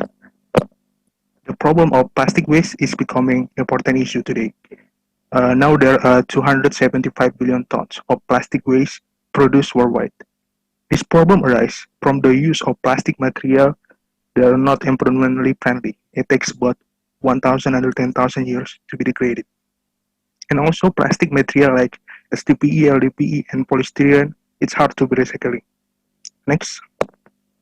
Therefore, we develop Bioplast and Ecofoam, which is bioplastic from agri-industry waste such as all empty fruit bunches and cassava pulp waste. And these are products for shopping bag and substitutes for styrofoam. Next. Next, this experiment, the proof for our bioplastic product biodegradable when when exposed to sun with certain media for several days. Our product are properly degraded compared to conventional plastic which have no checks at all. Next. In addition, our products are combustible when in the media the soil can be degraded for less than 6 months and doesn't pollute the soil. Next. Is comparison of the environmental impact of our process with conventional process, where we reduce CO2 by 15 times and save energy by 7 times compared to conventional one. Next. From the market itself, the projected market value of the world bioplastic industry is around 65.6 billion USD in 2022, according to European Bioplastic. And some countries, especially Indonesia, in Jakarta, Bandung, and Bali, has banned the use of plastic that is not environmentally friendly. This is our opportunity with huge market. Next, we want to distribute this product to our customers, such as food and beverage business, retail, consumer goods, company, and supermarket in Jakarta and Bandung. Next. Then we also export to foreign countries such as Qatar, Canada, and the Philippines. They are some of our clients. Next. We believe that our products are more sustainable and affordable than our competitor. Next, because we use raw material from underutilized waste and are not food materials such as bioplastic from corn, cassava, and potato, our material will not interfere with food balance in the future. Plus, our product have high tensile strength with mass capacity about 3 until 5 kilograms. And also, we want to give a social impact to farmers by taking our material directly from them. Next. This is my tip. I'm a major in chemistry, while my CMO studying majoring in management, as well as in R&D. This is my friend from the physics engine major. Next. Now we're responding around 1 billion USD for develop our product, that's legal patent, certification, and product finalization. Second, we need to commercialize our product to mass production. And last, we need to build our sustainable and environmentally friendly brand. Next. We started this Ecoplast since the end 2019 and 2022. There are already prototype and the patent registration. We got funding from NWO, Netherlands Organization for Scientific Research last year, and the Ministry of Research and Technology of Republic Indonesia this year. After all patent and legal conditions are set, this year we focus on seeking funds to prepare for commercialization of our product so that they can be mass produced, and are now targeting customer acquisition abroad and within the country. By 2022, we hope that our bioplastic product will be ready for mass production in large quantities, and we want to build our own factory. Next. Last but not least, at Ecoplast, we have dream. We hope that in the future, we won't have to worry anymore that the plastic we use every day will pollute our earth. And through our innovation, we hope that it can be solution to the current plastic waste problem as an alternative solution to plastic material. Next. That's it, and thank you. Thank you so much, Ecoplast, for the presentation.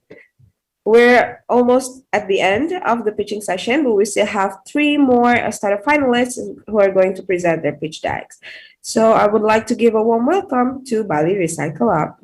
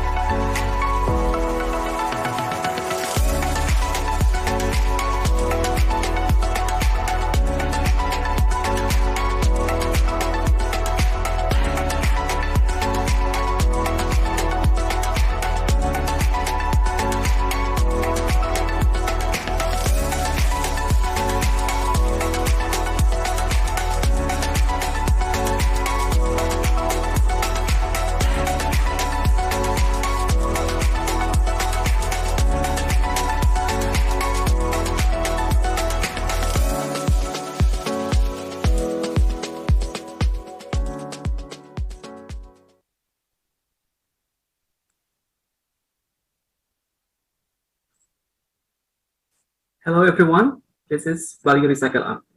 Next.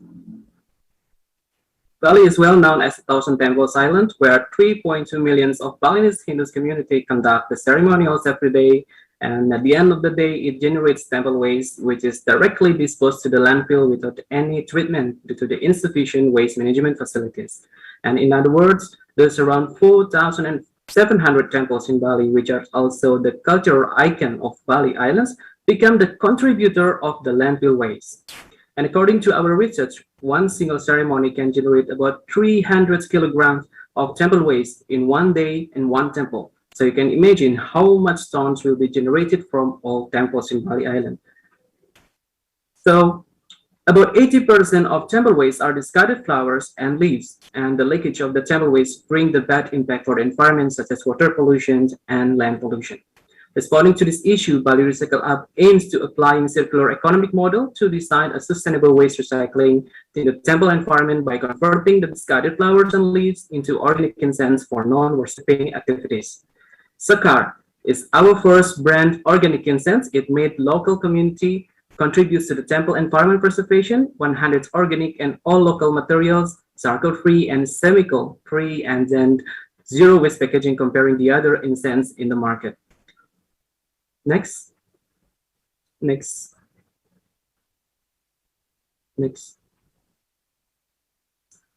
On our mission to ensure the temples are no longer a contributor of landfill waste, we continuously working on the future innovation product made from temple waste, such as vermicompost, biocoal, and plant medium. Next. In terms of market size, our demand is driven by home fragrance market size in Asia Pacific and Bali's attraction for wellness tourism.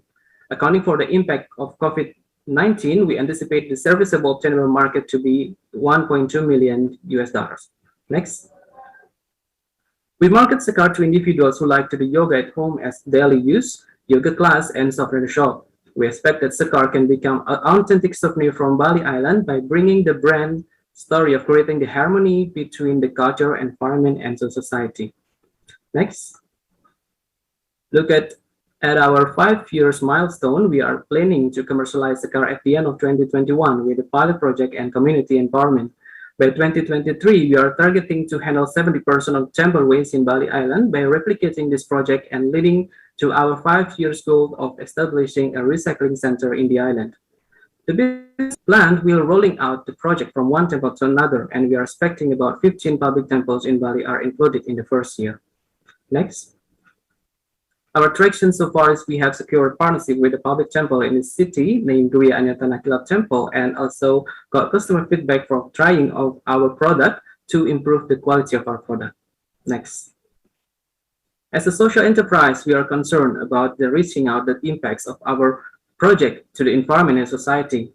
By replicating this project, we are expecting about 230 public temples and 4,700 community temples across Bali Island are initiated to manage their waste, and we estimate nearly about 40,000 tons of discarded flowers and leaves are expected to be recycled per year. We're also empowering the local community to get involved in the initiative to increase their economic and environmental awareness. Next. As an early-stage startup, we are continuing to scale and improve our startup and looking for expertise and investment to provide us with a scaling capacity, such as machine to produce better quality of the incense, and then mentorship for sustainable circular business and funding about $50,000. Next.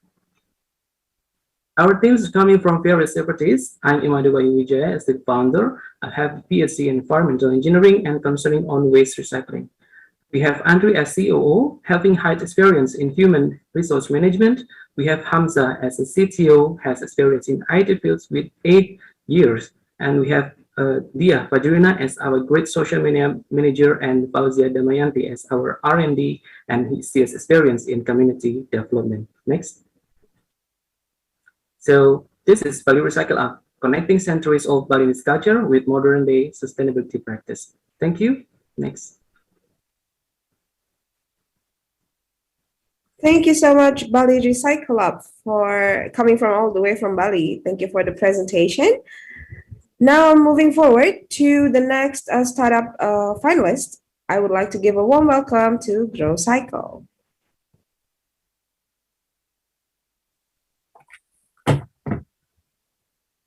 Di keluarga kami sampah-sampah yang busuk dikumpulkan di GrowCycle. Pokoknya yang sampah basah itu saya pisahkan ke sini. Kalau yang sudah penuh nanti diganti sama ember yang bersih. Jadi senang lah itu. Ya ini di sini sangat bersih sekali ini. Baunya nggak kemana-mana kalau ada tempatnya. Memang sampahnya enak, ngebuangnya juga nggak kecampur, nggak basah. Bisa mengurangi sampah ke TPA. Terus ada ininya, bisa membuat anak-anak juga jadi bisa teredukasi secara tidak langsung. Pemilahan sampah ini menjadi apa ya? Menjadi sikap hidup. Ya alhamdulillah lah. Dikarenakan ada sampah ini jadi di rumah tuh selalu bersih.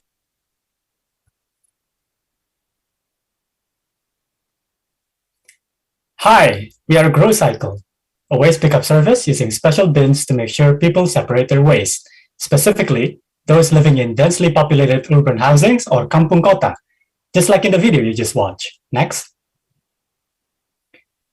We are educating our users to reduce and segregate their waste. By separating organic waste from non-organic waste, cities can reduce the landfill problem, prevent infectious disease, and maximize recycling. Next. However, only half of urban households separate their waste. The common reason is that they don't think it is necessary, or they just don't have the means. Next. This is how we educate our users. Our solution is to bring up waste and environmental issues as their personal health issue. The bin has informative stickers to nudge healthy and sustainable lifestyle. Surely the stickers messages is not enough. Next. So we collaborate with community health workers in the area to educate our users. It's their duty, and we provide extra incentives for it. Someday we will provide them with living wage. We need to bolster their potential in preventing people from getting sick because hospitals are full with COVID patients. Next. So here's how it works. Users put organic waste inside the bin, trade the bins with clean ones during pickup. Organic waste will be processed in our composting units in the neighborhood. Non-organic waste will be collected by nearby waste banks or bank sampah. The community health workers will provide guidance to users on better waste management while making their rounds. Next. The subscription fee is affordable to those with low purchase power, a group that are growing in this pandemic. We include subsidies and donations-based packages. Plus, there's discounts and bonuses like locally grown produce to reward consistent waste separation. Next. The revenue combines subscription and sales of compost and other goods. We sell portable composting units and home gardening needs. Companies and brands can advertise on our bins as well. Next. Our service is embedded in local neighborhoods and targets low-middle income households, of whom often less informed on climate issues. As for informal waste pickers, we ask neighborhood leaders like RT RW to facilitate the collaboration. After all, we reduce half of their workloads. Next. Our total addressable market is 74.4 million urban households in Indonesia. But to keep it real, we are working to expand to 100 neighborhoods in Bandung City this year in areas mostly affected by COVID-19. Next. The way forward requires for digitization. Think of Gojek, but to connect our users with the community health workers and the pickup team. Also, we are raising funds to help communities to build local waste processing units. For upscale in Bandung alone, we require 1.2 billion rupiah, or around $80,000. Next. We are very confident with our capacity in engaging the neighborhood communities. Our academic careers shaped us into avid learners, but frankly, we need to connect with more business advisors. We would like to thank the Circular Jumpstart and mentors organizer for doing so, because setting up GrowCycle has been a call for action for us in years. Next. And the time to answer that call cannot be more relevant. We actually started off as a community development project, which goal was to mitigate health hazards due to pollution and urban lifestyle. But we are very concerned with the sustainability of funding in this pandemic economy. Next. Hence, we shifted our mission into building healthy and sustainable communities using our pandemic resilient business. We hope to build productive communities that takes care of their own health, their environment, and grow their own healthy food. Community health workers are designed and trained just for that, but lacks the fair incentive system. We set up local waste processing units to support that system. Next. So our business is an education on household waste separation and reduction, like plastic and clothing as well. Not only for the sake of the landfill or cleaner environment, but ultimately for the sake of our own health and personal well-being. And we provide the simplest means to start: a special bin to separate organic waste in our homes. Do let us know if you have similar mission. Thank you very much. Thank you very much, Rozar from GrowCycle, for the wonderful presentation. Now, last but not least, I would like to welcome the last startup finalist. Please welcome Dioola. Hey, have you noticed recently the frequency of natural disasters has somehow increased? The mass rapid spread of one particular disease and the fluctuation of economical global even make us struggle. How if I tell you that those problems coming from the way we treated our foods? Would you believe me? And here's a fact. According to our world in data.com, those problems are mainly caused by the one boring topic called greenhouse climate change, produced by methane gases, and surprisingly, 26% of it are coming from our leftover foods. Yes, our foods are organic, which is easier to dissolve, but sadly, it is not correctly maintained. They all are combined together with unorganic waste in the landfills, which then be the result to those problems. Well, rest assured, Dioola is here. We do all fields. Sorting waste is not a pleasant thing to do, but with us, it becomes like magic. Let us find out what we are talking about. Wait, not bad. Gue nggak malu. Hey everyone, my name is Alfi Fikri. I'm the co-founder of Dioola. Dioola is a startup that offers smart organic waste management to tackle food loss and food waste. Next. Based on the fact that 60% from our total waste is organic, and Indonesia is the second largest country that produces food waste. Can we even be more proud of this? Of course we can. How these problems begins? In fact, that how many of us are using sorting bins or sorting our waste? Let's do, but mostly don't. But in reality, even if we did, that those wastes are mixed again in the dump truck and ended dumped in the landfill. So it will produce methane gases that are very harmful for our environment that cause global warmings. Next. So here are solution. By utilizing bioconversion method using black soda-fly larvae, we can convert organic waste into two products, that is larvae itself as alternative feed and the fertilizer for the crops. Our system divided into two systems, that is pick up service using PSF cultivation, and second using Dioola bins, that is on-site system. Dioola bin integrating IoT device and larvae that will help larvae to grow their performance in order to reduce the waste inside the bins. By doing Dioola bin, we can have convenient waste sortings, and don't produce smells, and also less transportation fee need and cost. Next. So here's our Dioola pin. Our capacity reduction is up to 25 kilogram per day with Dioola pin, and we can have 25 kilograms maggots and 30 kilograms fertilizer every 10 days when we harvest it. Next.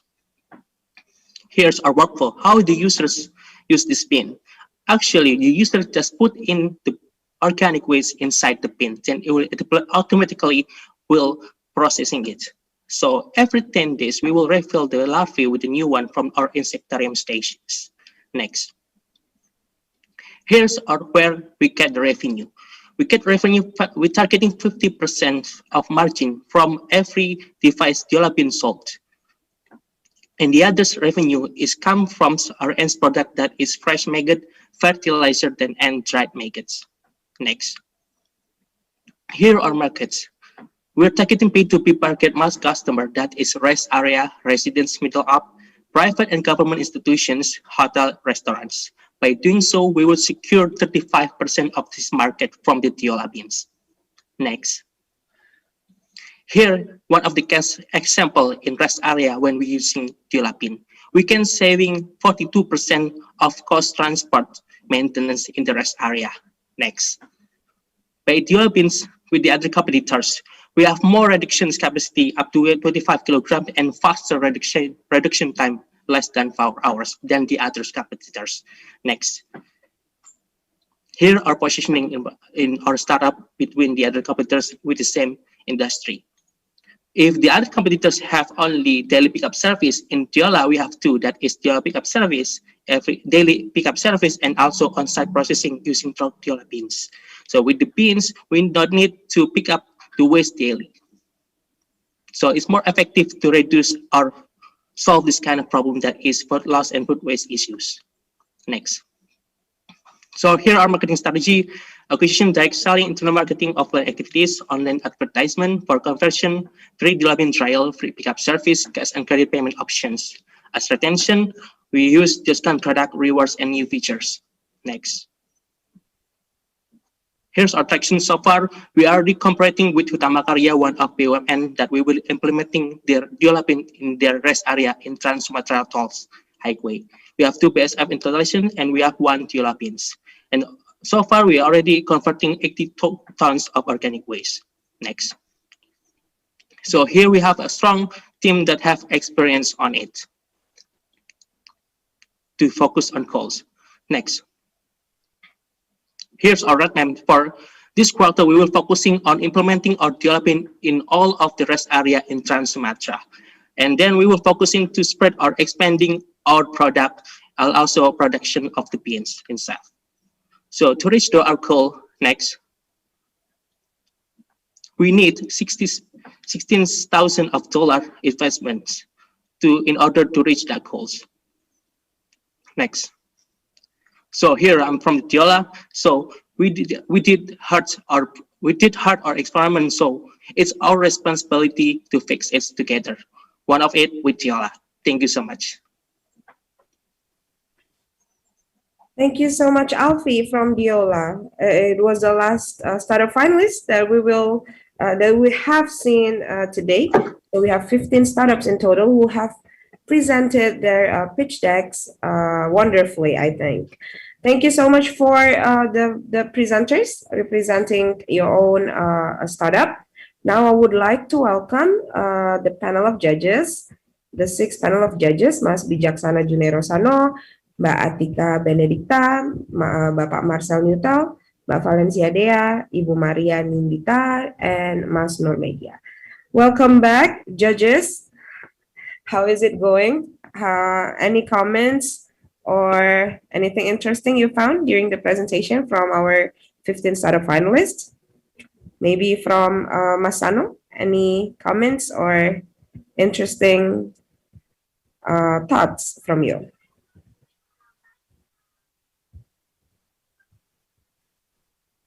I lost your voice. Maybe the other judges first. Okay, other judges first. Anyone would like to volunteer maybe before I ask somebody? Okay. Let's see from it's on my screen. The one on the left up is Ibu Nita. Any comments from you, Ibu? Yeah. Well, again, I'm impressed with all of the great ideas from young people, and then their motivation, to really save the planet. But I do have some inputs, if I may. It's I think all of them need to really consider the sustainability of the supply. How can they maintain the sustainability of their supply of raw material or maybe eco-friendly materials, yeah? And also they need to focus on certain products, not aiming to big variety of products. They need to be able to explain to the future investors that in this near future, we are going to focus on these products so that the investor understand who will be your, market segment. And then in that way, you can start from the lowest hanging fruit, And then also the last one is they need to be able to convince the investors, how can they maintain the production cost or operational cost once their customers are increasing, So how can they, for example, operational cost of picking up the packets, for example, that one of the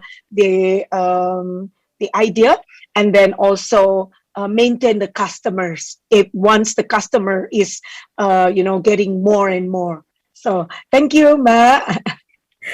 Thank you, Ibu, for the comments. I think this is not only for certain or specific startups, but it's pretty general. When they offer a service or product, make sure that it's focused, not too broad, and then because maybe in the future you will have some difficulties in determining your market. Thank you so much, Ibu Nita, for the wonderful feedback.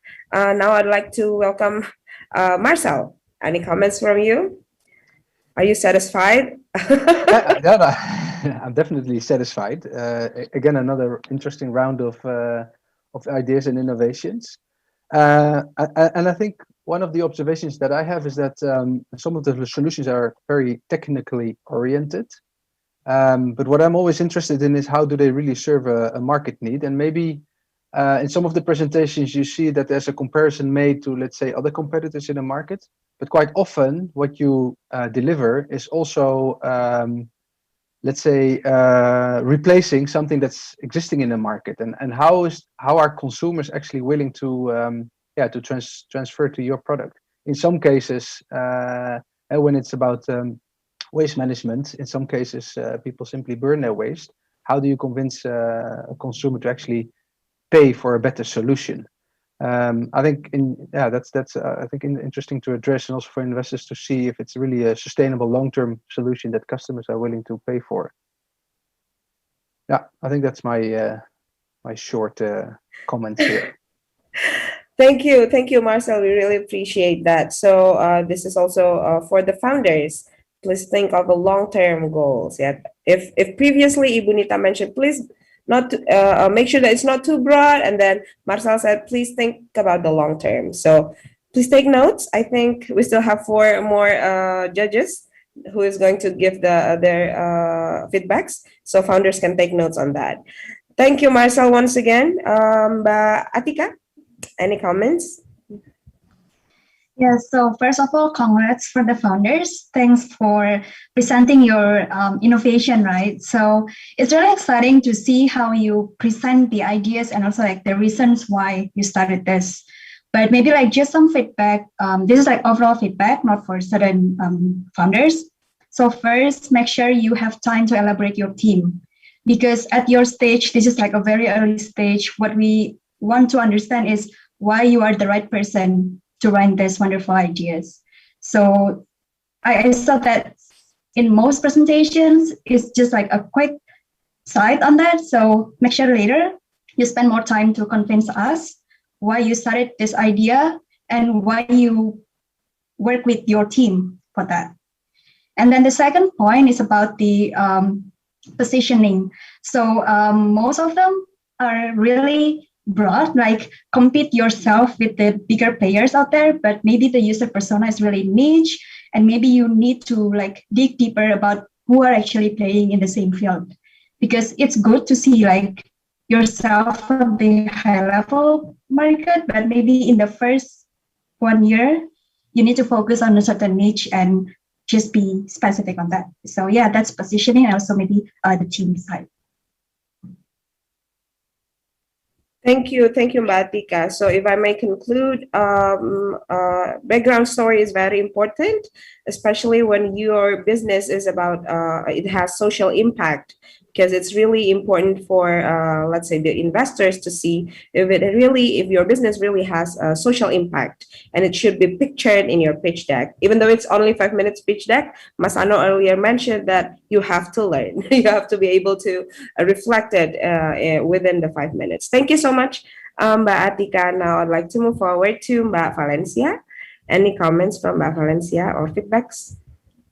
Yeah, I think general positive reaction is that to see a very diverse set of models in the market.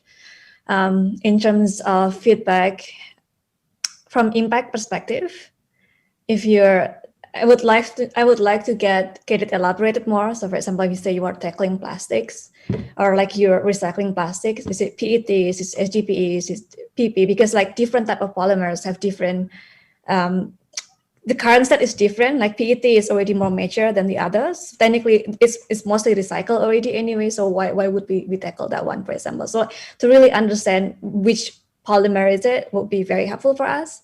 Also, like when you talk about it's biodegradable, it's compostable, like in what kind of setting, to give us context. If it's in natural setting, that would be great. If it's industrial composting facility, then we don't have that. So just for us to understand like exactly what's the environment settings needed for this kind of solutions that you're having. From the financials business perspective, some of these technologies are already something that is being done and in the different markets. I know that. So it's proven technologies. It's a matter of reachability. So like how actually you're going to reach the market and make sure they want to adopt your product is more important for me. That's one thing. Another thing is like in terms of break-even points as well. Some of these businesses are not like heavy infrastructure businesses. It's not deep tech businesses. It means that it will be great if you can shorten down the break-even points more, because if you're talking about 3-5 years, it means that you're burning money for the next 3-5 years, and just to be aware of that means that you have to keep continuously fundraising for the next 3 to 5 years, and just to know like is it really the pathway that you are trying to go or not. It's just to be more conscious on that. So those are the main thing. I think the last one is on the pricing and the target market. Just to really understand if you're targeting low market, is the pricing that you're having is actually a fit for the low segment. Because like for example, the retribution fee for waste is like between 5,000 to 10,000 rupiah per month right now, and not everyone is paying. So if you are increasing it by double, 3 times or 4 times, would that be something that is acceptable by the market? So I think that's the main one. Thank you, Mbak Valencia. That's pretty detailed, especially when it comes to your financing, and then the way that you're going to develop your finance. So I think it's a very good note for the founders here to take into account and probably rethink whether or not you have described that pretty well in your presentation. Thank you so much once again, Mbak Valencia. Now I'd like to move forward to Mas Nor from Zenbit. Hi, Mas.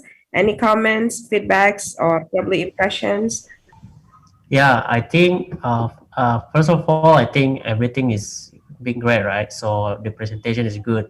The materials that have been presented also, I think, quite innovative, right, for everyone here. So I think thank you for that. But for me, actually, I only wanted to highlight 2 things. So first one is how all the participants can highlight the value proposition for the businesses, right? So I think I do, and ideally everyone has their own uniqueness in terms of the businesses on how to address that as a unique selling point, right? But I think how to communicate that unique selling point is something that need to be improved. So we are clearly catching what are the things that you wanted to offer, whether the uniqueness is from the product side or it's from a business side or the uniqueness from something else. So I think that's the first thing that I want to address. Second thing I think is more to like maybe if it will be great if everyone can also checking in terms of the competition landscape, because I think not all the things that are related there, because I think to be realistic as well, we also need to know and understand whether these businesses can survive. I think like not only in the short term, but should be a long term, right? So I think something related to the competition also need to be addressed correctly. So that's all from me. Thank you so much, Mas Nor. So it's about unique selling point. Unique selling point. I feel I believe that some of our startup finalists they are very unique, especially when it comes to environmental issues. I think they highlight that, they focus on that, but whether or not they can highlight their selling points during their presentation is another question. So thank you so much, Mas Nor. I would like to go back a little bit to Mas Sano. But first, let me check. Mas Sano, can you hear me well this time? Yes, I can hear you. Can you hear me? Yes, very clear, Mas, very clear. Okay, any comments from Mas Sano? Yeah. From this 15 finalists? Yeah, the most important thing what ecosystem want to do, and also Circular Jumpstart giving you the opportunity and the platform to share your story, to share your vision, and to share your strategy to solve the problem that you want to solve. And I do realize that everyone have very unique selling point, and also approach, different kind of approach. Several of them already have revenue, several of them ideation on the pattern or the research base. So the most important thing that you can learn each other. So we create this ecosystem for all of you to share your knowledge and the discussion, because environmental is a common threat and common problem that we need to solve together. I believe if we can do the SDGs number 14, partnership, it will be very important. I do not have any feedback for all of it, because everyone is very unique. Thank you. Thank you so much, Mas Sano. A very important thing to know, SDGs number 14, yeah, about partnerships. So I think I can also see in the chat box that some of the participants or the audiences have introduced themselves, where they're from which industry or their background. And I think some of them are already, getting to know each other. Pretty sure that this session might be over, but the relationship should be more robust, I think, especially when it comes to the environmental issue. I think it should be a movement. So everyone should move together to really make it happen. Otherwise, the circular economy is a little impossible to happen unless we do it together. Thank you so much for the feedbacks, judges. Thank you also for staying with us and giving your scoring. Before we really end the session, I would like to have just a few minutes with the judges. I'd like to know, what do you think about Circular Jumpstart itself? Like this incubation program is, I think, because we focus on environmental, and for this year's theme is the circular economy.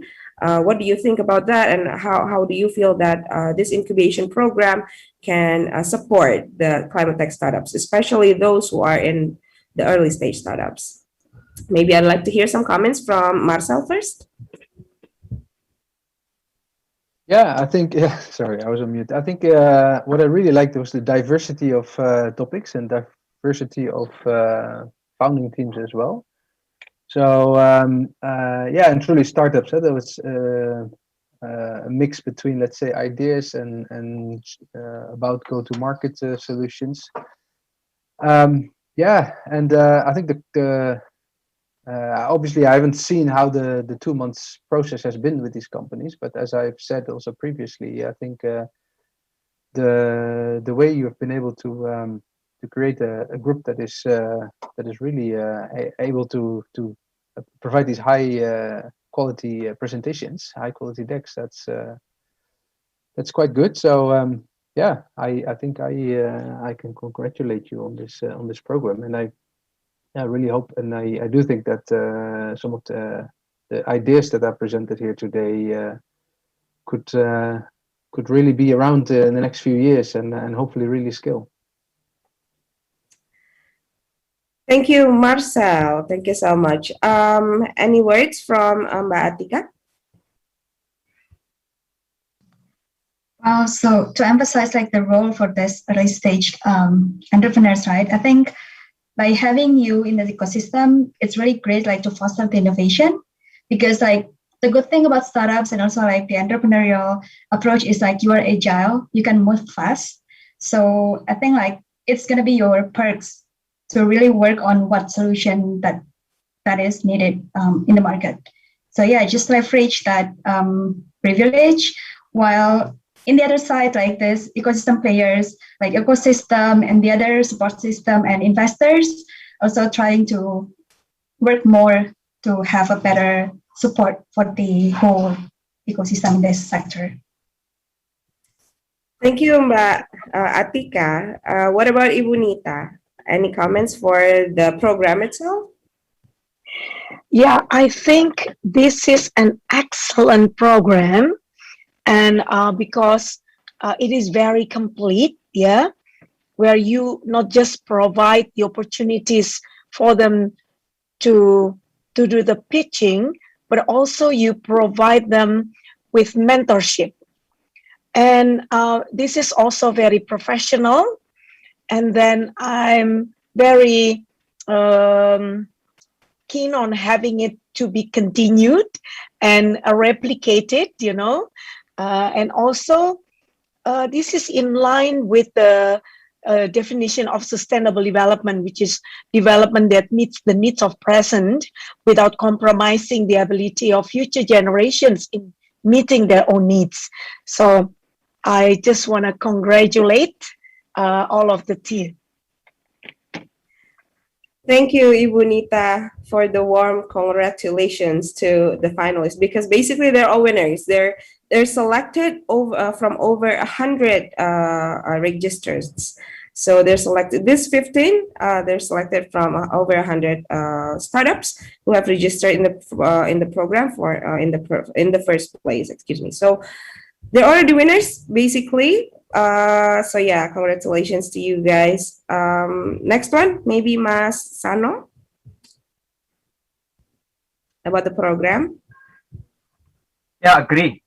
This is really needed for Indonesia to set up the ecosystem of climate tech entrepreneur, and this is our first attempt to gather ideation, and we hope in the future we can gather more ideation, more startup, and also we can collaborate with another organization, even financial institution that shaping this ecosystem together and faster the solution of environmental effort to decrease the carbon and also develop low carbon development in Indonesia. So thank you again for all judges, for all supporters, and also for all the finalists.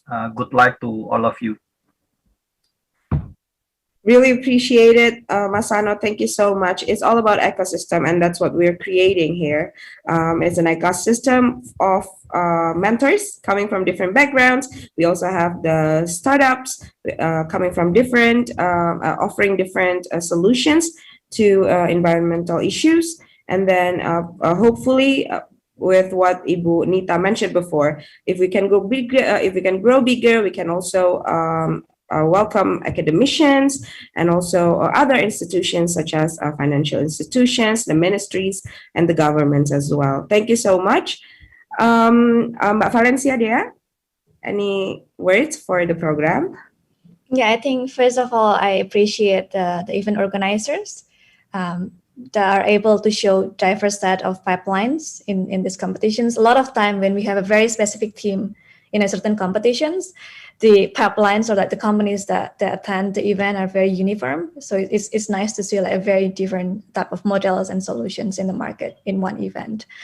I believe that this kind of program is very valuable. It's key because like a lot of the time investors might not have visibility of these illicit startups, and also like your presence can help them to fine tune their business so that they are more investables for investors as well. So yeah. Thank you so much, Mbak Valencia. The last judge, maybe from Mas Nor, because Mas Nor is from different business unit, different industry as well. Any thoughts about this program?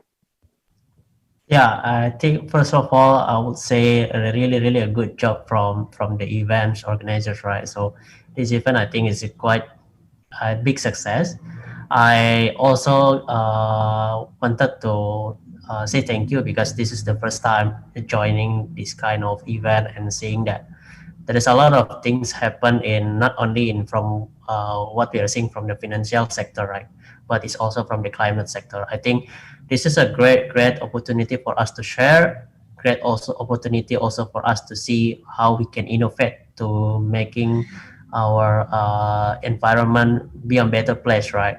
And also I think this is a great momentum for all the startup that participate today, because as we know that health and also climates, this is the two things that everyone cares about or concerns about right now. So I think I will just say success for everyone, and yeah, use this opportunity to fly more higher. Use this opportunity to fly higher, said Mas Nor. Thank you so much. Thank you so much to all the judges. If I may conclude all the comments from the judges, it's about, because our theme this year is a circular economy. It means that it needs to be circular. Everyone has to take part. Everyone has their own very important roles to play to make it really happen. So thank you so much once again. The highest, my highest appreciation to the panel of judges. I think after this, the judges may leave the Zoom room because they will have to deliberate and discuss about the result. We're actually have reached the end of the session, but before that, I have several important announcements. So from the 15 startups, you may have questions. Some of you may have known, some others may have not known, but they're actually trying to win a competition. So for this competition, we will have top 3 winners. The winners will be announced tomorrow on Friday, July 23rd, during the 4th Indonesian Circular Economy Festival, or ICHF 2021. So please make sure that you are there to really witness yourself who is actually winning the competition. And the prize for the winner is the 50 million rupiah grants plus in-kind supports from Zendet with value up to 140 million rupiah. There's also an in-kind support from Zendet with value up to 140 million rupiah for the second and the third winner. We also have a video competition on our social media on Instagram. Some of you may have liked the videos from the startup finalists that you support. The announcement of the winner of the video competition will also be announced tomorrow. So make sure that you attend the last day. I'm sure it's the last day of ICHF 2021. You may register yourself in case you haven't. You may register yourself by clicking through the link in the chat box. I'm pretty sure our team will put the link there. Register yourself. It's actually just a small part of the whole day event. So there will be other sessions, thematic sessions that you might be interested in participating. So make sure you register yourself. That's it. I would like to thank all the panel of judges for coming again today, for participating and contributing. I would also thank the finalists, the presenters who have represented your startups, and for the 2 months that you have been involved in our incubation program. Thank you so much. And also for the mentors, thank you for your guidance. Thank you for your support to our startup finalists, that they have, that now today they are able to present their best pitch decks in front of the judges. I would also like to thank all the audiences who have come here, tuning in both from Zoom and from YouTube. And also we would also thank Kementerian Hukum dan HAM Republik Indonesia, FNF Indonesia, Climate Institute, and Zendit for the continued support. Once again, thank you so much, everybody. My name is Denisa, and this is the end of the session. Thank you so much. I'll see you again tomorrow during the announcement day. Thank you.